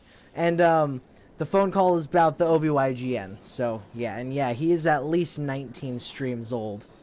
And Ivy Rose says, I love watching your lives, it's so entertaining. I appreciate that a bunch, and I am so sorry about everyone who had to sit through all that. And does he want to see your cutscenes with Lewis? Your cute scenes with Lois. Ivan, do you want to see cute scenes with Lewis? I don't think he cares. But yeah, that really does bring us to the end. That's all the comments responded to, I believe. If there's something I missed, I don't normally have so many people commenting. I don't normally have so many comments to keep up with and talk to. So, this stream definitely became far, far, far longer due to the, length of the stream. 3 hours and 43 minutes. I know that 43 of those minutes was me frigging talking, but still, the fact that we had so many people for so long, I appreciate that a bunch. What is phone about everything alright? Please tell us what. I literally just told you, man. I've said like 4 times now. OBYGN. Baby. Doctor. Everything fine. New baby on the way. That's the best way and simplest way I can put it. I'm sorry if you don't get it after that, man. I can't help you. I'm sorry. But have a good day, man, and join the damn Discord. Yes, please join the Discord. We like more friends in there. And we got plenty, but we'd always like more. So, yeah. Thank you, everyone. I'll end the stream now. I won't see any more comments. So, yeah. Farewell, you guys. And Baby says bye as well. Subscribe and join the Discord, please. Thank you. Oh, join the Discord and you'll be able to have a say in what game we play next, which I think we'll start it tomorrow. We'll either do Wolf Among Us or we'll do another story game, but we'll have a conversation about that in the Discord server. So, yeah. Thank you, everyone, and we'll see you later. So, yeah. Farewell. Thank you. Goodbye, and bye.